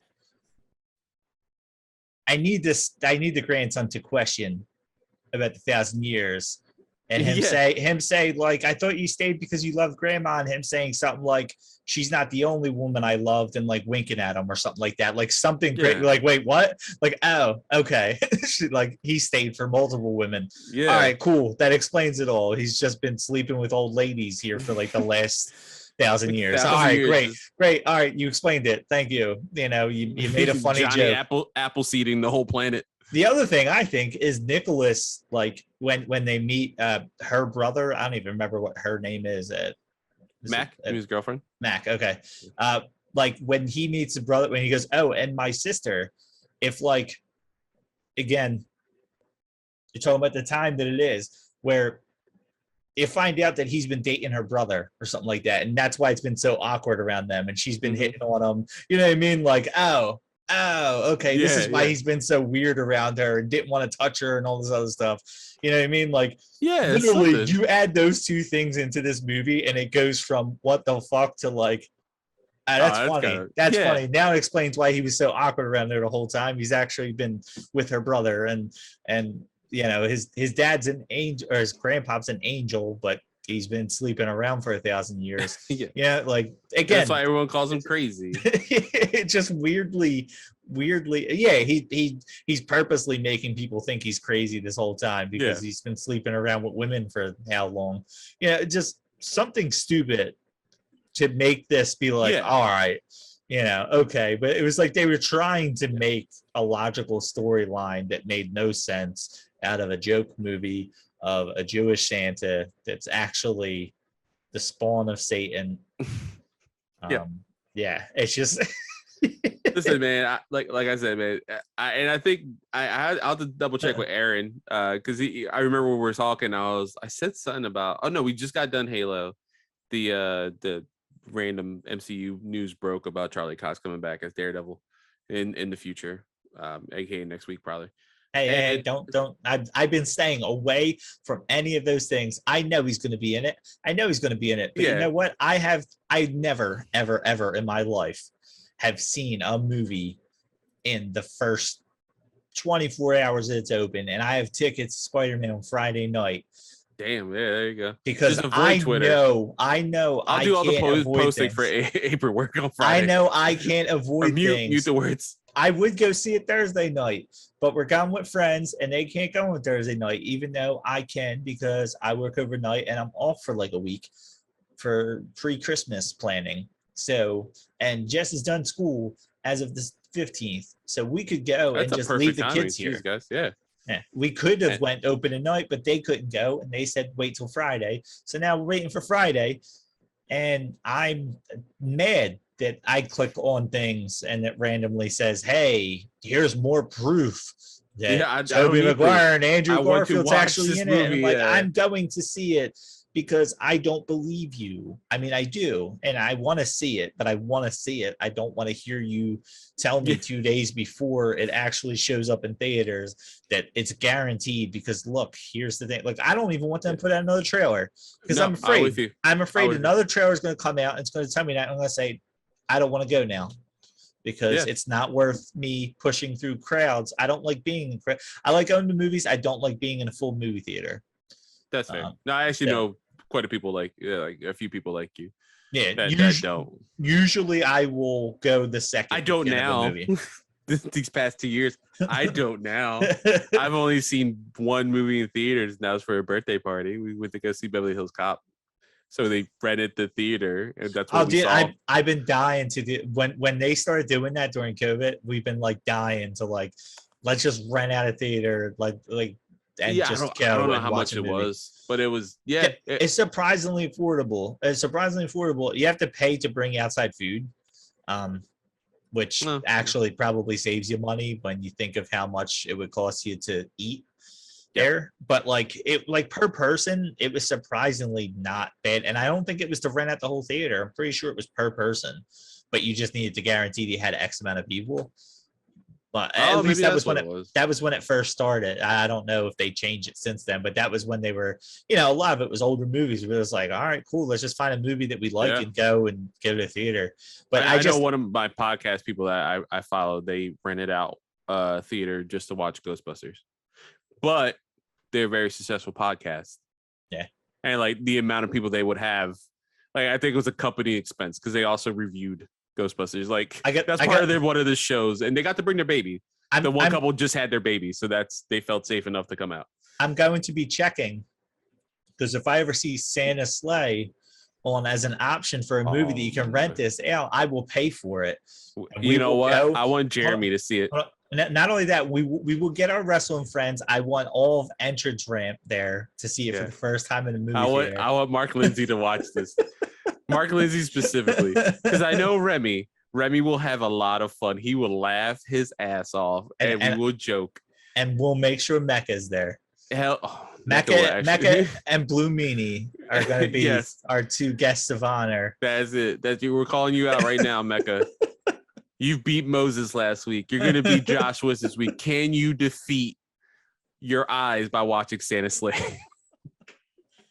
Oh man, I don't think you realize that I will be. I don't ever expect that movie to be on there, but there was some random movies. The one time I went on there, I was like, "Why is this on there?"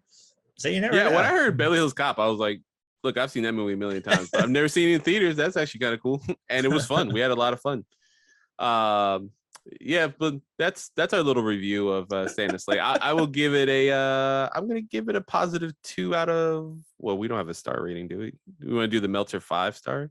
Oh, I'm perfectly fine with doing wrestling movies every once in a while, and Yeah. I say out of 7. Out of 7. It- I'll do a 3 out of 7, and that 3rd star is just on Goldberg. Yeah, I would say. Because I it was agree. fun. I agree. 3 out of 7. Yeah. It sucks because it could have been like a 4.5 out of 7 with a couple tweaks to the movie. It could have been a legit. This could have been a legit bad movie that you watch over and over again instead It's also of one crazy that to see Emily DeRaven, like the girl who plays Mac, because this is like 2005. Like literally, I think like a month or 2 later, she's like filming Lost. like 2014. Oh, you never seen Lost? Huh? I see it in your face. I'm going to say that as much as what do you call it, a cinephile, whatever you want to call me, that I watch a lot of movies, a lot of shows. You will probably hate me for a lot of the stuff that I say. I've never seen Lord of the Rings. I don't think I've ever seen an Indiana Jones movie. Wow. I've never seen a Pirates of the Caribbean. I've never seen Lost. I just within the last handful of years watched Breaking Bad. I've never seen Breaking Bad. You're fine. Never seen that one. Never seen. I'm trying to think of any of the big things. Never seen Dexter. Saw the first season. The first 2 seasons. But I'd never seen an episode. Yeah. I just never. There's another movie franchise, Star Wars. I think I've seen bits and pieces. I've only watched episode 4 for the first time about a year and a half ago. I watched it with Liam, and he got bored within an hour. And I said, "Wow, that's cool." I mean, I hate the graphics, and that's why I don't watch it. It doesn't age well, yeah. That's why it ages pretty well for it being like the 70s. And I get that, yeah. But I'd prefer to watch a movie now. So it makes it tough to watch. That's why if I was going to watch old movies, old, yeah. I'd prefer to watch 1, 2, and 3 than 4, 5, and 6. And I know that's blasphemy, but I'd prefer to watch that on up because I feel like this is when Walton just randomly calls in. Just he's like, I'm going back to bed, but never seen a Star Trek. I just trying to think of any. Yeah, I can't think of like. There's just a lot of stuff when I tell people, they're like, "You say you love movies?" I'm like, I do. I don't know. Some of that stuff just never hit me. Like people tell me all the time, you have to watch Lord of the Rings. Like, no, I don't. I don't watch Star Wars either. Like, if I had to pick, I'd pick Lord of the Rings. if I would be like, hey, you got to pick one of these 2, I'd go for Lord of the Rings. I can tell you, out of the 3 of them, I just watched the first Pirates of the Caribbean not that long ago, but I had to go to work. I was watching it with the family, and it was interesting. It's something I may go back to, Pirates of the Caribbean, but even I would give that a shot. That's fun. The first one's really good. There's 2, 3, and 4. Yeah, but that's some stuff. Again, Lost. I know, and Lost is one of those shows that everybody has seen, and apparently I haven't. I just met somebody who recently was like, nah, I don't care. But I always think about like Preston and Steve had their like Lost podcast. Like that's what kind of put them on the map nationally from Philly. If you're a Philly person, Preston and Steve are awesome. But yeah, so we both agree 3 out of 7 stars from us at Apron Work. Yeah. I say we change the scoring system every time we do this too. Yeah, depending, we give a wider berth. Yeah. Next movie is 2 out of 9. I don't care what it is. It's just 2 out of 9. All right, Christmas brownie. I'm so mad at myself. For those of you out there who want to have a good laugh, I thought I had work last night. I took off for my anniversary over the weekend, and I thought I took off 4 days. Apparently, I took off 5. Nice. I'm working from home still. So I clocked in, went on Skype and said, I'm here. And they said, you're off. And I looked at the schedule and I was off. So then I clocked out. But I was supposed to watch this movie last night at work. because I have some free time at work. But I was also going to watch Santa with Muscles, Yeah, and talk about that. That was a Hulk Hogan Christmas movie, and that then has to be worse than this one. It I've says the seen N-word. No, I'm joking. I've seen Christmas Bounty, and I've seen what's the other Miz movie? Oh, the one with Paige, the elf one. Right. Yeah. I was looking at a list where they talk about the 5 worst Christmas movies with wrestlers. I legit, me and Tara watch Christmas Bounty once a year. I think that's also one of us. Now, I won't make her watch Santa's Sleigh every year. I make somebody new watch that every year. Yeah, it was worth it. It sucks because it had so much potential at the beginning. I'm like, well, because if they could have kept like Chris Kattan and Fran Drescher and Rebecca Gayheart and James Caan like until halfway through the movie instead of them getting killed off I at the still beginning. can't believe we're mentioning James Caan in like one of the worst horror movies I've ever seen in my life. Like, could you imagine if James Caan was actually the angel? Like they just teased through it. Like that's honestly when I seen him, because I didn't look up anything. Yeah, I didn't look up any synopsis or anything before. I just watched it. Which I suggest. I mean, I guess it's too late now. If you listen to this episode, I'm saying, hey, try to go into this fresh. Too late. Yeah. I'll put it in the description to, hey, watch the movie first. Watch the movie first and then listen to this. Then we have some after work to do. When I seen him, he put the forks in Khan's hand, and I'm thinking he's going to get out of this. And there's going to be some relation to his family, and he's going to be the big, good person in this story. And then he dies, and I'm like, oh, okay. But yeah, I had hopes like, ooh, okay, this is James Caan against Goldberg. This is this. We have a legitimate actor. We have a legitimate actor, and no. Robert Culp did his thing back in the day. Like I said, he was in I Spy with Bill Cosby, that old ass TV show. It's stuff like that, but it's like we have a legitimate, like, this dude was in Godfather, for God's sakes. He's in all this other amazing serious stuff, and it's one random thing he does. It's a really, for a movie I never heard of, the cast is like better than most other casts. Even and I don't know what I know him from, but the deli counter guy. God, that guy's been in everything. He's been in everything. He hasn't been a main guy, but he's been in the background of everything. So and even you said Robert Culp. You see him and you're like, I know him from somewhere. It could be got one of those faces. You're like, yeah, you're like, I know I've seen him in things, and that's. You felt like, other than Chris Kattan and Fran Drescher and James Caan, right away I was like, I know him. Even Dave Thomas, I'm like, dude, I know that face. And it's strange. Face and voice, Strange Brew is like, again, that's a guilty pleasure movie of him and Rick Moranis, man. Yeah, they're like hilarious. Yeah. That movie is awesome in itself. But yeah, you see him and you're like, I know him. I don't know what I know. Even Mac. She looked familiar. I didn't see Lost, but she looked familiar. Yeah, she's been ever since Lost. She's been in a bunch of stuff. Yeah. So as a whole, the movie's like, it is like sea-level paradise, except for James Caan. Yeah, listen, if you like alcohol, get a little tipsy. Watch it, or you like to do some other recreational stuff. Do it. It's fun. Trust me. I do this. I do what I'm suggesting every once in a while with a movie called Swim Fan. I get drunk. I watch it with my friend. Swim Fan, yes. Yeah, because that boy in that movie makes the dumbest decisions of any man I've ever met in my life. I get it. Eric Christensen's hot. Come on, man. This all could be avoided. People die because of your actions, sir. But yeah, no, I've watched that movie. I like that. I like that movie. I have a lot of fun with it. Again, you're more likely to catch me on movies like that than you would, on Lord of the Rings. Again, Eric Christensen did a lot for me as a teenager, and then I saw this as an adult, old enough to drink. So I cracked open the 6-pack next to my best friend.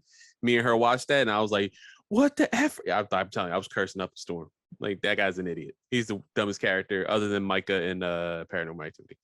Yeah, I'm bad with names. Erica Christensen is the main fetch one. out. Yeah, She's like the girl that like seduces him. Yeah, I like her better in and Score. The Score, is that what it's called? yes, That I know. the SAT where they got to steal the SATs. I like her better than that. Yeah, but with the dude from yeah. Pete and Pete. No, that's a different movie. This has Darius Miles, who's a basketball player, was in it. It has the one Asian stoner in it. Yep. I forget I know exactly what you're talking about. Yeah, I forget. They have some male heartthrob at the time, right? I think. Yeah, I love how we're ending this podcast. So talk about Swim Fan. I think it was called The Score now. No, The Score is a different movie. What the hell was that called? The Perfect Score. That's what it's called. I've seen this. And it's Chris Evans. Oh man, what had I not? And Scarlett Johansson's in it. Duh. Yeah, Scarlett Johansson's in it. I have not seen that movie in years. I did not realize that both of them. All right, I had to watch that recently. I had to watch it now. Scarlett Johansson plays like the rich girl that kind of gets them in. Her dad's like. That's right. Yeah. Holy crap. I could not remember who it was, but I knew they had red hair. But yeah, and Chris Evans and Scarlett Jo and Erica Christensen and Matt Lillard. Hey, that's right. He plays his older Chris Evans' older brother. That's right. Yeah. God, what a weird time. That's crazy. Yeah, but that's another movie where if I see it on, I'll watch it. I know it's not the greatest of movies. And I'm a big basketball fan, so I see Darius Miles where most people see him as a character who plays a basketball guy in there. I laugh because I'm pretty sure he was a teenager who went into the pros around this time and acts as a high school student who's playing basketball. Yeah. So it's kind of like Goldberg, Goldberg I always pictured as a very strong Santa type. So yeah. Every time I saw him like going through the WCW roster, I was like, you know what? He could play Santa. He's Jewish. Son about him. That costume was awesome. But yeah, here let's so we, like I said, we both agree 3 out of 7. 3 out of 7. 3 out of 7. That's our official score. Yeah. And then we're gonna end with some trivia. So some random stuff that I wrote down here. Vince Russo is one of the strip club attendees. He is listed in the credits, but yeah, he's randomly in this alongside Tiny Lister, Austin, aka Debo, aka Zeus from Over the Top. This is one of my fun ones. I don't know if you know this one. So Wanda Ferreton, do you know who she is? No. It's fine. There's no way you would. She is a Canadian stunt performer. This is her last movie. And she's one of the strippers who attacks Santa. I believe is the one that's on the swing. Okay. I think she has like pasties on. This is actually very important. I think she's on the swing, pasties, and like her crotch like kind of hits Santa and stuff, and he like makes like some kind of ooh. She is in fact she met her future husband on the set of this movie. And I say that because her future husband is Bill Goldberg.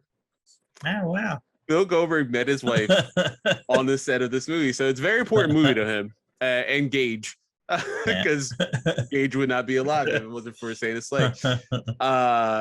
So yeah, I believe she's the one. She's a brunette, so I believe she's one of the ones that like she's on that swing, right? Because he has an interview you can find on YouTube or whatever, and he talks about like, yeah, first thing I said is like topless ladies like hitting me with their crotch, and it's like, you know what, you want to go on a date?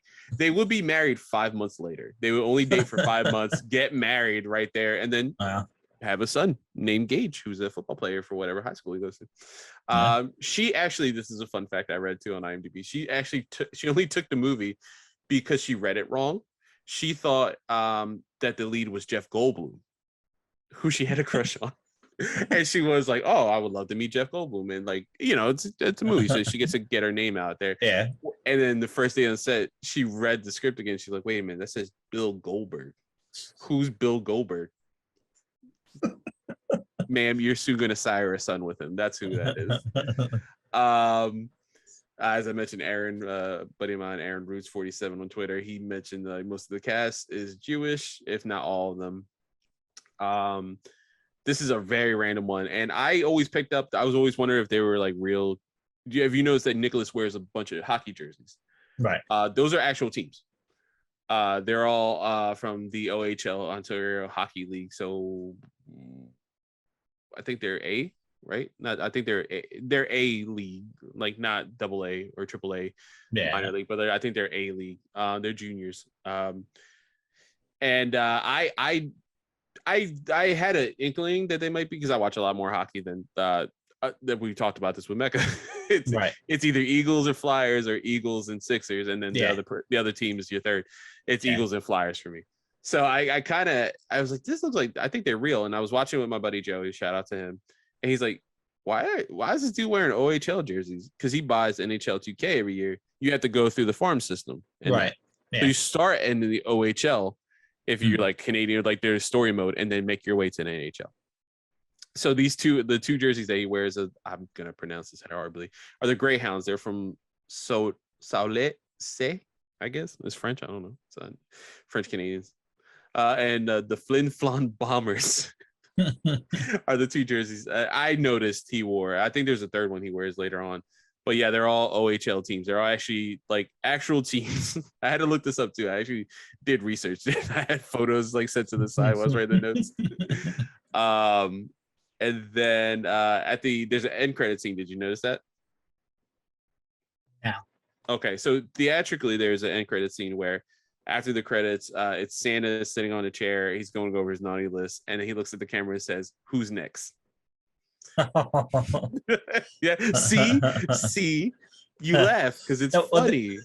On Peacock, I was going through and it goes to the next. I hate that. I always hit cancel, and that for Peacock, it literally goes like quick too. Yeah. Like I remember watching Halloween Kills when that like premiered. Because I was like, I'm not going to theaters. I'm gonna watch it here. Right. And I was like, I wonder if there's an end credit scene, because like this is part 2 of 3 of this like new trilogy. And I had to hit cancel real quick on that. It's like, hey man, you want to watch the next thing? I'm like, I really don't. I got stuff I got to do. And then my final one, and I haven't seen this online. I literally, because I watched the theatrical version. It had to be like maybe 2007. Maybe I watched it whenever it was on Spike TV, like the first day it premiered. The TV version ends with a photo of Emily Irvin. Like they go to the airport at the end. Mm-hmm. And when I originally watched it on Spike TV, they force a pause on her, like smiling or laughing or whatever.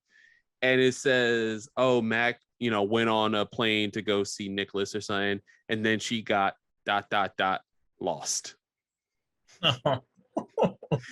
And that's because at the time they were making fun of the fact that she starred in Lost as Claire Littleton. Spoilers, Jack's sister. You find out now I can't watch it. 7 or whatever. Yeah, no, I spoiled it. You can't watch it. Absolutely. But yeah, that's how when I originally watched the movie, and I remember I was hyping it up to Tara the first time because we watched Lost. And I was like, dude, this is hilarious. Like, it ends with a Lost joke. And she's like, for real? I'm like, yeah. Like, and I watched it and it just continues. I'm like, what the hell? I was like, did I dream this up? Like, no, it legit, like, it's a TV thing. It's only on TV for some reason. And it ended with, like, it literally put, like, it was like that space. It's like Mac got ... lost. I was like, way to capitalize, guys. I love, you know what? I will say, I love the Shaitan joke. Yeah, Mr. Shaitan. They're like that. Especially because they're all like, it's all the Canadian connection and everything. Yeah, he's going to Winnipeg. Yeah. So yeah, that whole him. Yeah, saying like the hockey player, and he looks like.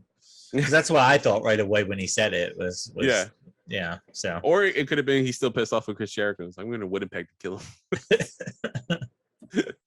But yeah. That's Santa Sleigh. Yeah, you should watch it. No, it is worth the watch. Trust me, I've watched a lot of bad movies that people say you have to watch it. It's bad, and have been less interested. If I'm coming out of the movie saying they should have done this, it would have been great. You're interested in it some way. It at least interested me. Like I said, I think that the concept intrigues me. The writer side of me, the concept intrigued the hell out of me.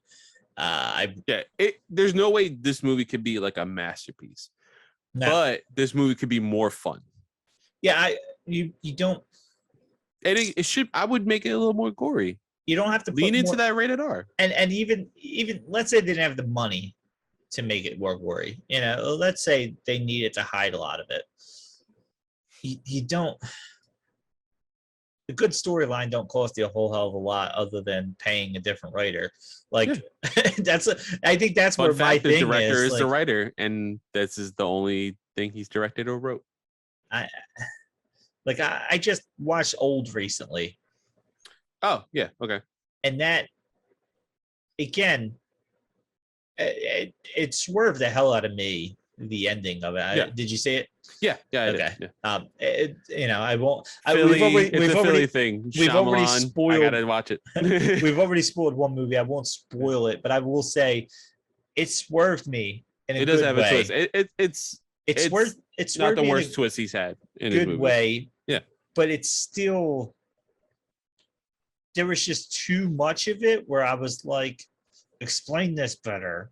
Like, just spend 10 seconds and explain this better to me. Like, again, the ending makes a lot of the plot holes make sense because of what it actually was. It comes together pretty well at the end. Yeah, it's just he has other movies that don't. I hate this one does. I hate, and maybe this is why I don't like horror movies. You love horror movies. I have a hard time with horror movies purely because I'm like,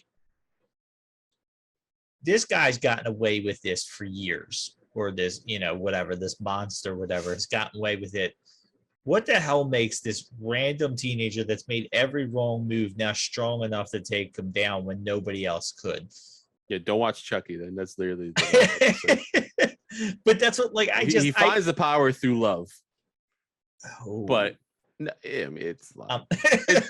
By the way, watch Chucky. It's actually really good. I know you've been talking about.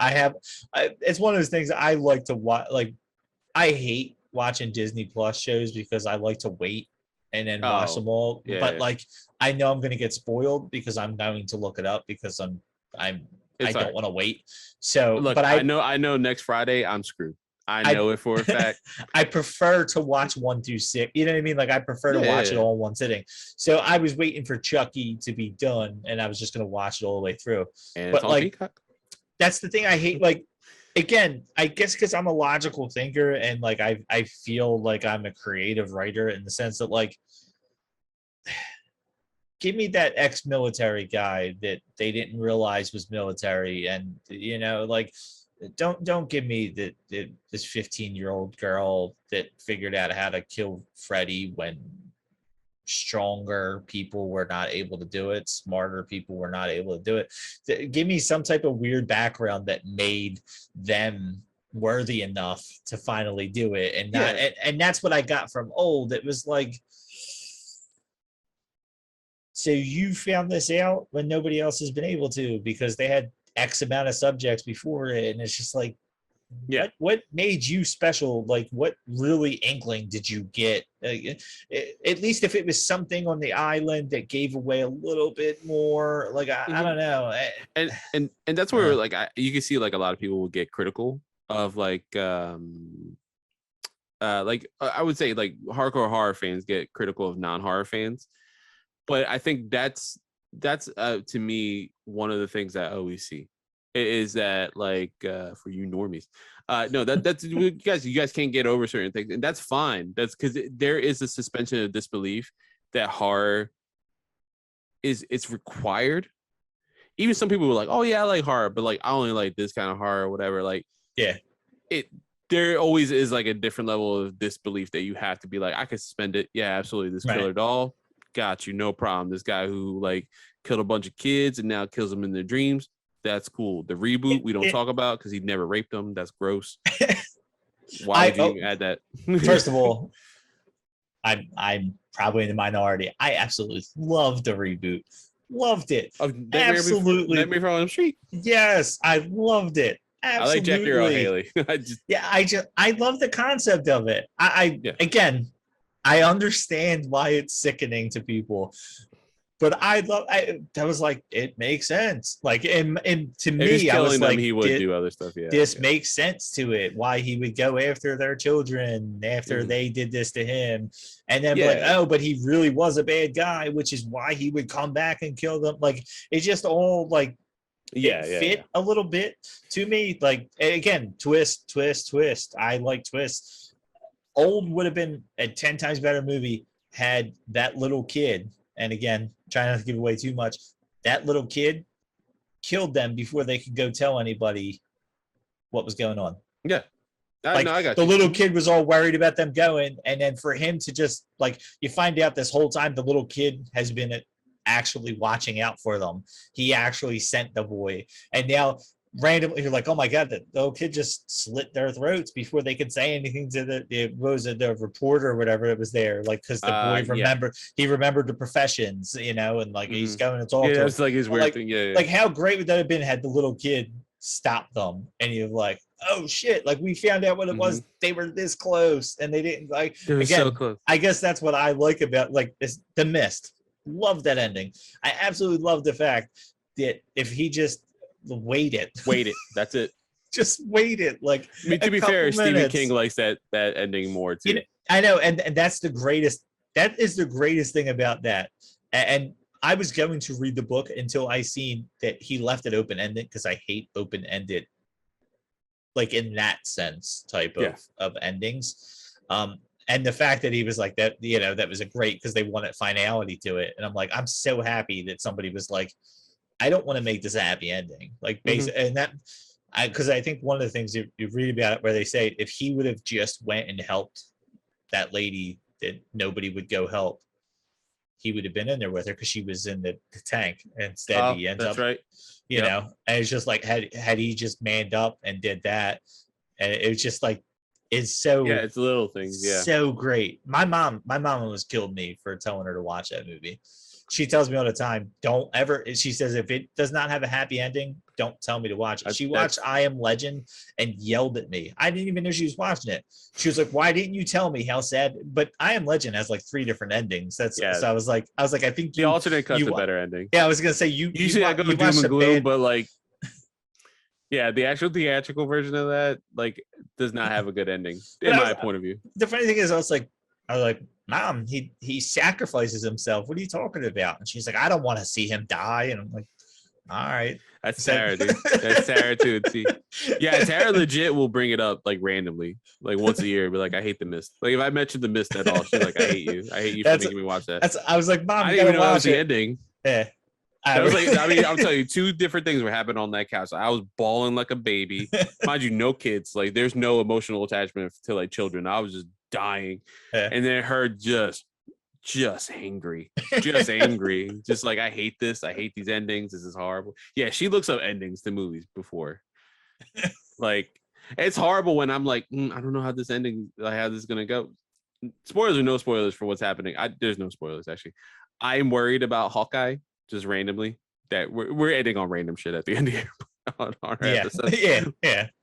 I'm worried about Hawkeye because of stuff that's happened in Black Widow and that were alluded to, and skill set of that person.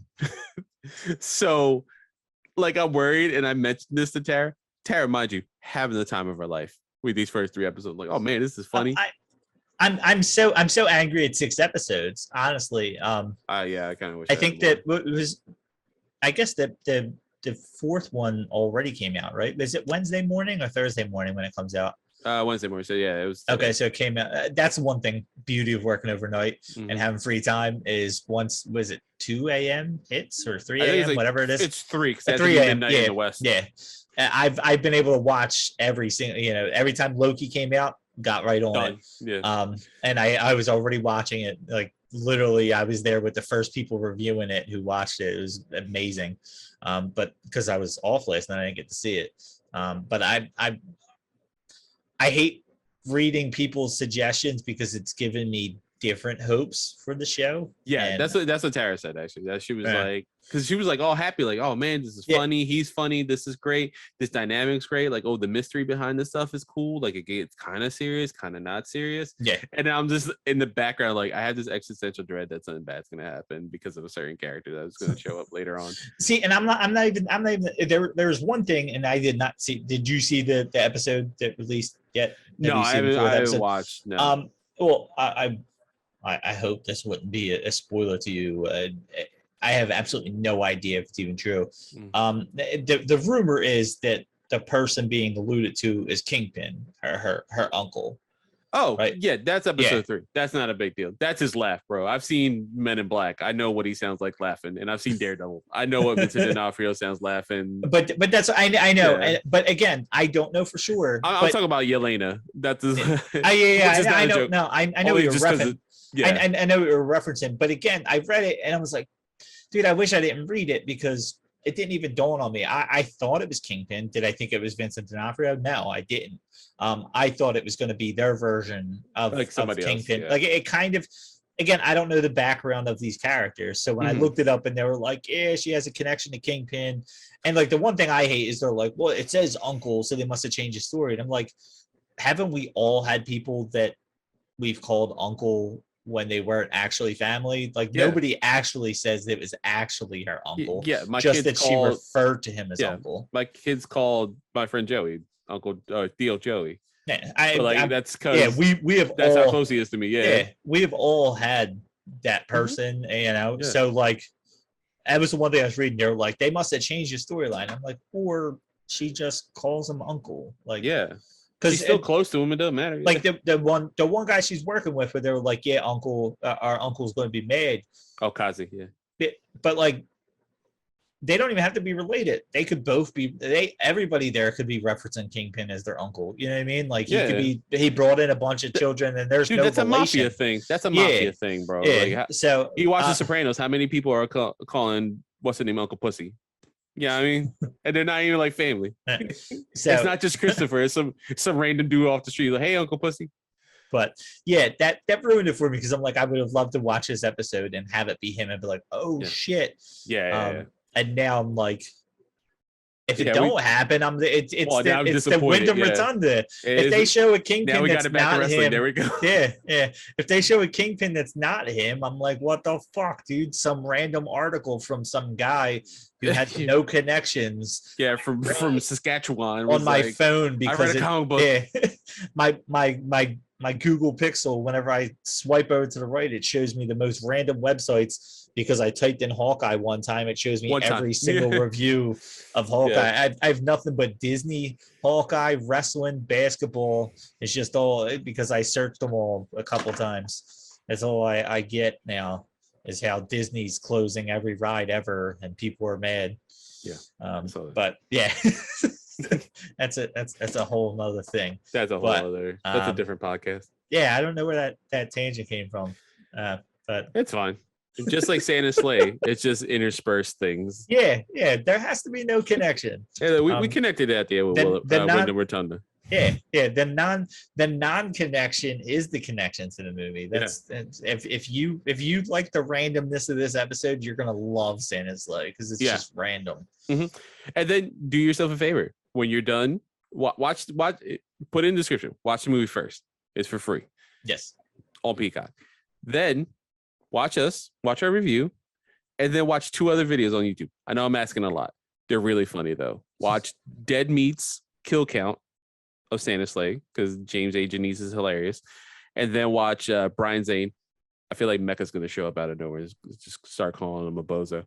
Because I know how much he hates Zane. He didn't put me up to this. I swear to God, Brian. He didn't put me up to this.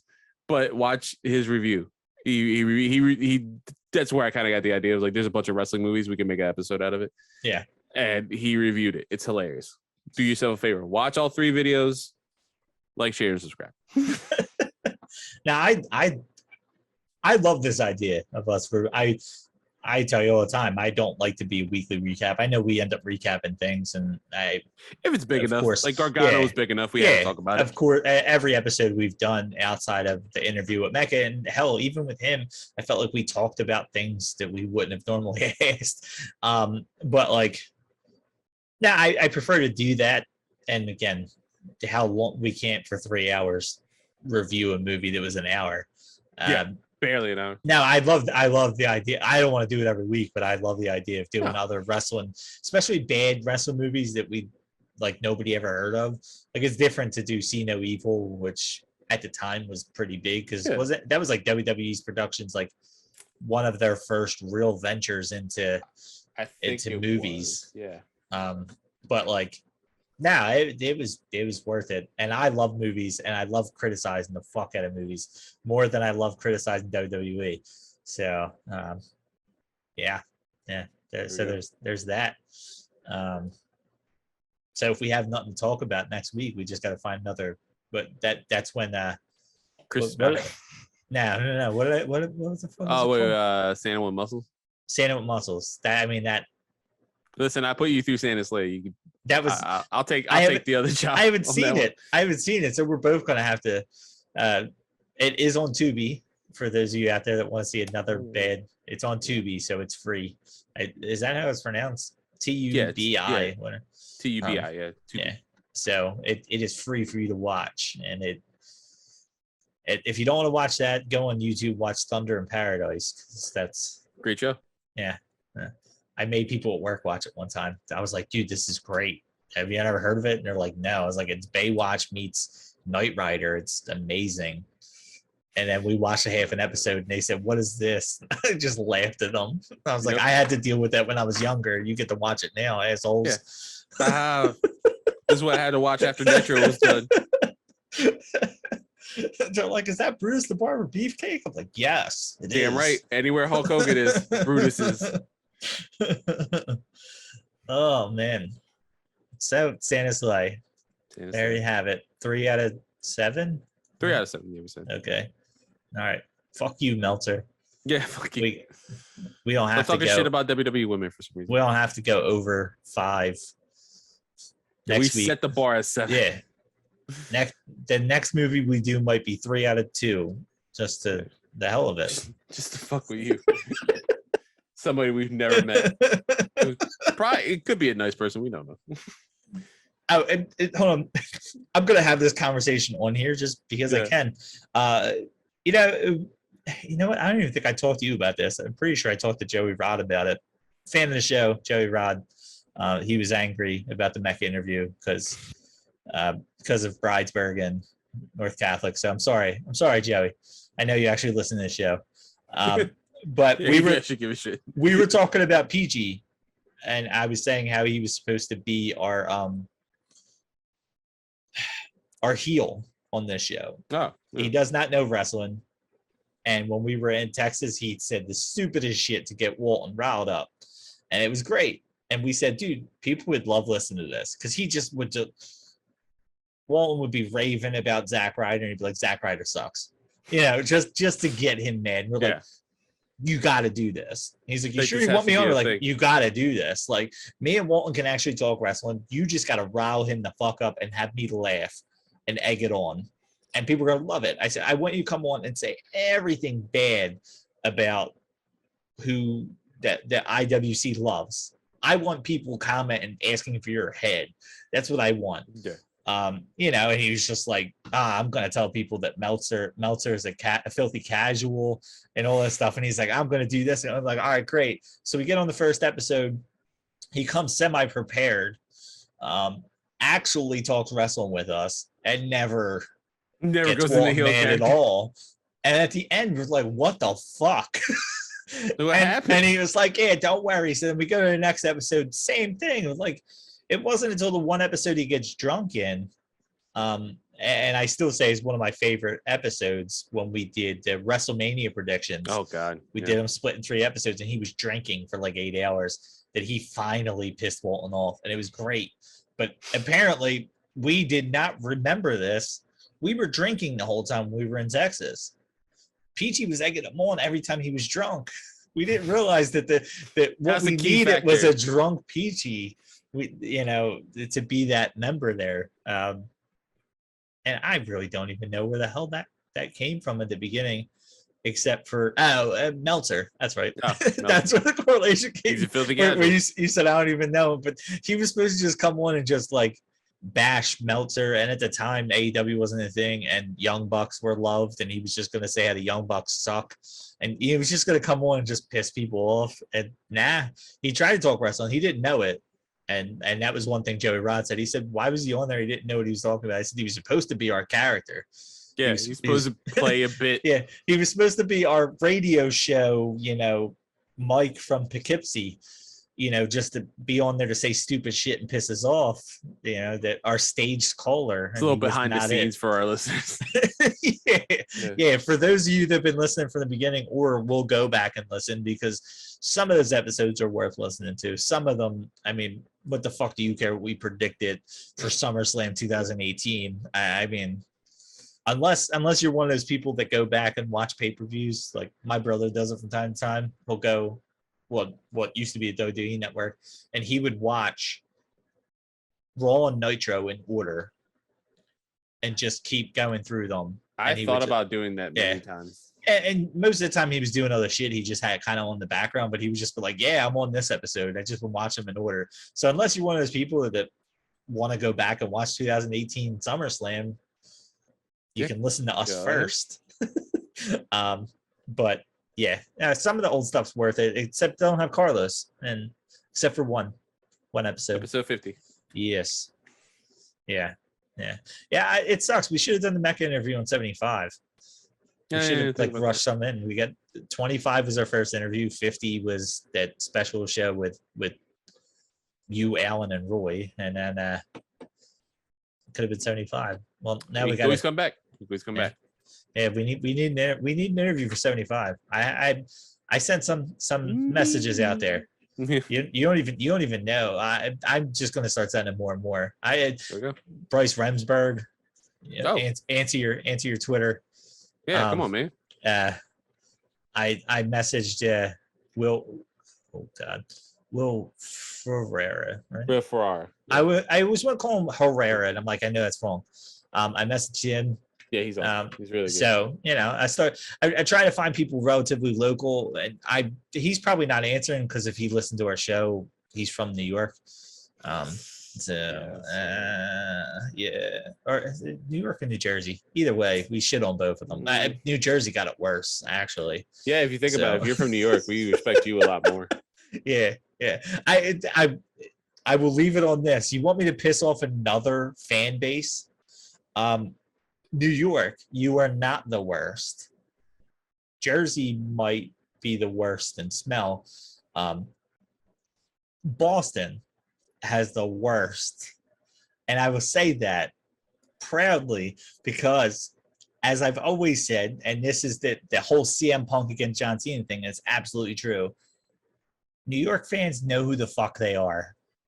Boston fans still think that they're some fucking underdogs. You haven't been underdogs in years. You were worse than the Yankees. The Red Sox go out there and pay people the same. The Patriots and the Celtics do the same fucking shit that the Lakers and all these other places do. You are worse because LA fans don't think they're underdogs. New York fans don't think they're underdogs. They're pieces of shit. They think they're better than you, but you think you're an underdog and you're not. Fucking hate you, Boston. Okay. On that note, I don't think I ever go to PAX East now. I had to do it. Mecca said fuck Facebooks. Now I say fuck Boston. One of them is objectively worse. It's Boston, but no, I'm sorry for those of you out there. I if you can't admit that that's true, that you have become the Yankees and you still think you're underdogs, you haven't watched the Patriots win the last 8 billion Super Bowls. Like Star Wars. And then get rid of Tom Brady. You get rid of Tom Brady, you bring in some rookie quarterback who throws the ball 3 times, and you beat Buffalo, who was a team that was on the rise. Fuck you, Patriots. I hope Belichick dies. later in life, not now. Naturally. Yes. With like his loved ones by his side. Just to save ourselves. All right. The more I talk, the worse it's going to get. So We should cut here. So do you have anything else to add other than fuck Boston? No. I just for my stuff, I may or may not be live streaming the Game Awards. So if you're a nerdy person, I have something to talk to you about after the show. And this is Wednesdays. That's tomorrow. That'll be tomorrow. Yeah. Tomorrow so is filming. The plan is for this to get released in a few hours. Yeah, I was gonna say midnight. The plan is for this to be released Thursday morning. So as long as this gets released, when it gets released tonight, if you're listening to us, if you're not listening to it, you can go back. I'm assuming your live would be recorded and they can go back to it. Oh yeah. I'll post a VOD or at least highlights and stuff. I'm going to test on after we get off of this with you. I haven't asked you yet, but you have time to kill and I'm not tired. As long as this booster shot doesn't kill me, like not literally, like I'm not sick like I was when I got my second shot, I should be fine. I may do this. I'm gonna test some stuff out. What doesn't kill you makes you stronger. That's the point. Yeah. But yeah, this Saturday, I'm gonna be at PAX Unplugged in Philadelphia. I live here, so it's easy. I'm gonna be there Saturday. After some point, there's a special daytime event I have to go to, and then I'll be in the Center City area. So if you're a fan of the show, when you see me, say hi. And then I'm gonna be looking for Xavier Woods. I'm looking for his ass. I'm trying to take a photo with him. He said he's gonna be there. Well, Walton did this 2 years ago, and I was supposed to go with him, and I didn't even know it was coming up. It's definitely something I plan on doing eventually. But we need this is why we need shirts. Mecca's got a shirt. We need Ape and Wear podcast just sitting there, so you don't have to say anything. Just print out cards, print out business cards. Yeah. No, I'm gonna look for the king. I'm about to the king if I find him. And then I'm also gonna be. There's a specific event I'm going to for PAX. I'm not. I like tabletop games, but not enough to buy a ticket. I'm actually going to see some friends who are coming from New York. You're not as bad as Boston. So that's true. And it's Yonkers. It's Yonkers. Yeah. And we already agreed on their podcast. Yonkers is like Philly. So it's fine. That's why we like each other. They actually love Philly. It's like it's Jersey. We're talking about New York City proper and like Manhattan. I have family in Queens. The Bronx is pretty cool. You know what I mean? Yeah. I mean, we have the best Puerto Ricans around in Philly, I'm just saying. But anyway, I'll be there Saturday. I'm a fan of MJF. There we go. I don't know. That's. But yeah, 3 p.m. I have friends from 61 Indie. They're a publication, 61indie.com. They do. I was on their podcast, Dollar Slice. They're doing a panel at PAX Unplugged about the worst. I think it's the worst video game adaptations to board games. So it's gonna be fun. I'll be in the crowd. I'll be in the crowd watching them, and I don't know if we're doing stuff afterwards. But if you see me, say hi. If you see Xavier Woods, tag me. Let me know. I'll run over to wherever that is in the convention center to say hi. Because I tweeted at him when he said he was coming to Philly. I was like, "Where can I find you, sir?" And he's like, I shall be there. You will find me. And I was like, "That's very vague. You're not Prince." Well, when you just take a photo. I mean, you're the host of G4. You're the king. You're the kind of funny commissioner. Come on. when you find him, you say, "We need someone special for our 75th episode." Yes, that's what you say. Sire, would you please be on our 75th episode if we pull that? If we pull that. Yeah. I mean, I have all the faith in the world in you to make that happen. We can do it. Yeah. So, but yeah, that's my little weekend plan. So you may see me out and about in Center City. If you're a fan, like I said, just say hi.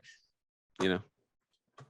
I don't have as many fun plans. I'm going to see Santa with the kids, so that's what I'm doing. Sure. I will say for those of you out there, and I will try to watch it.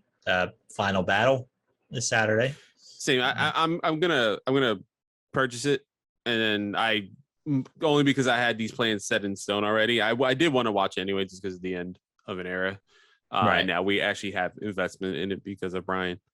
Yeah. I did also want to watch it at some point. So yeah, we maybe next episode maybe talk about some of the stuff that happened, because that's actually No, I'm all for Yeah. I'm all for both if you get the chance to. Maybe this is the first time in a while that we set an episode in stone, if ever we've done it. Mhm. Nah, I'm all for watching it and talking about it. Unless Mecca loses, then We'll fuck never that speak of show. this. Yeah. Yeah. No, you deserve to go away. So many people lost their jobs. That's horrible. Yeah. So on that note, since I don't have anything other than fuck Boston, watch Final Battle. Go to PAX if you're in the area, and See me. Yeah, go find Carlos, and then you can all go find Xavier Woods. Yes, Xavier Woods. So on that note, we will see when we see it. Yep.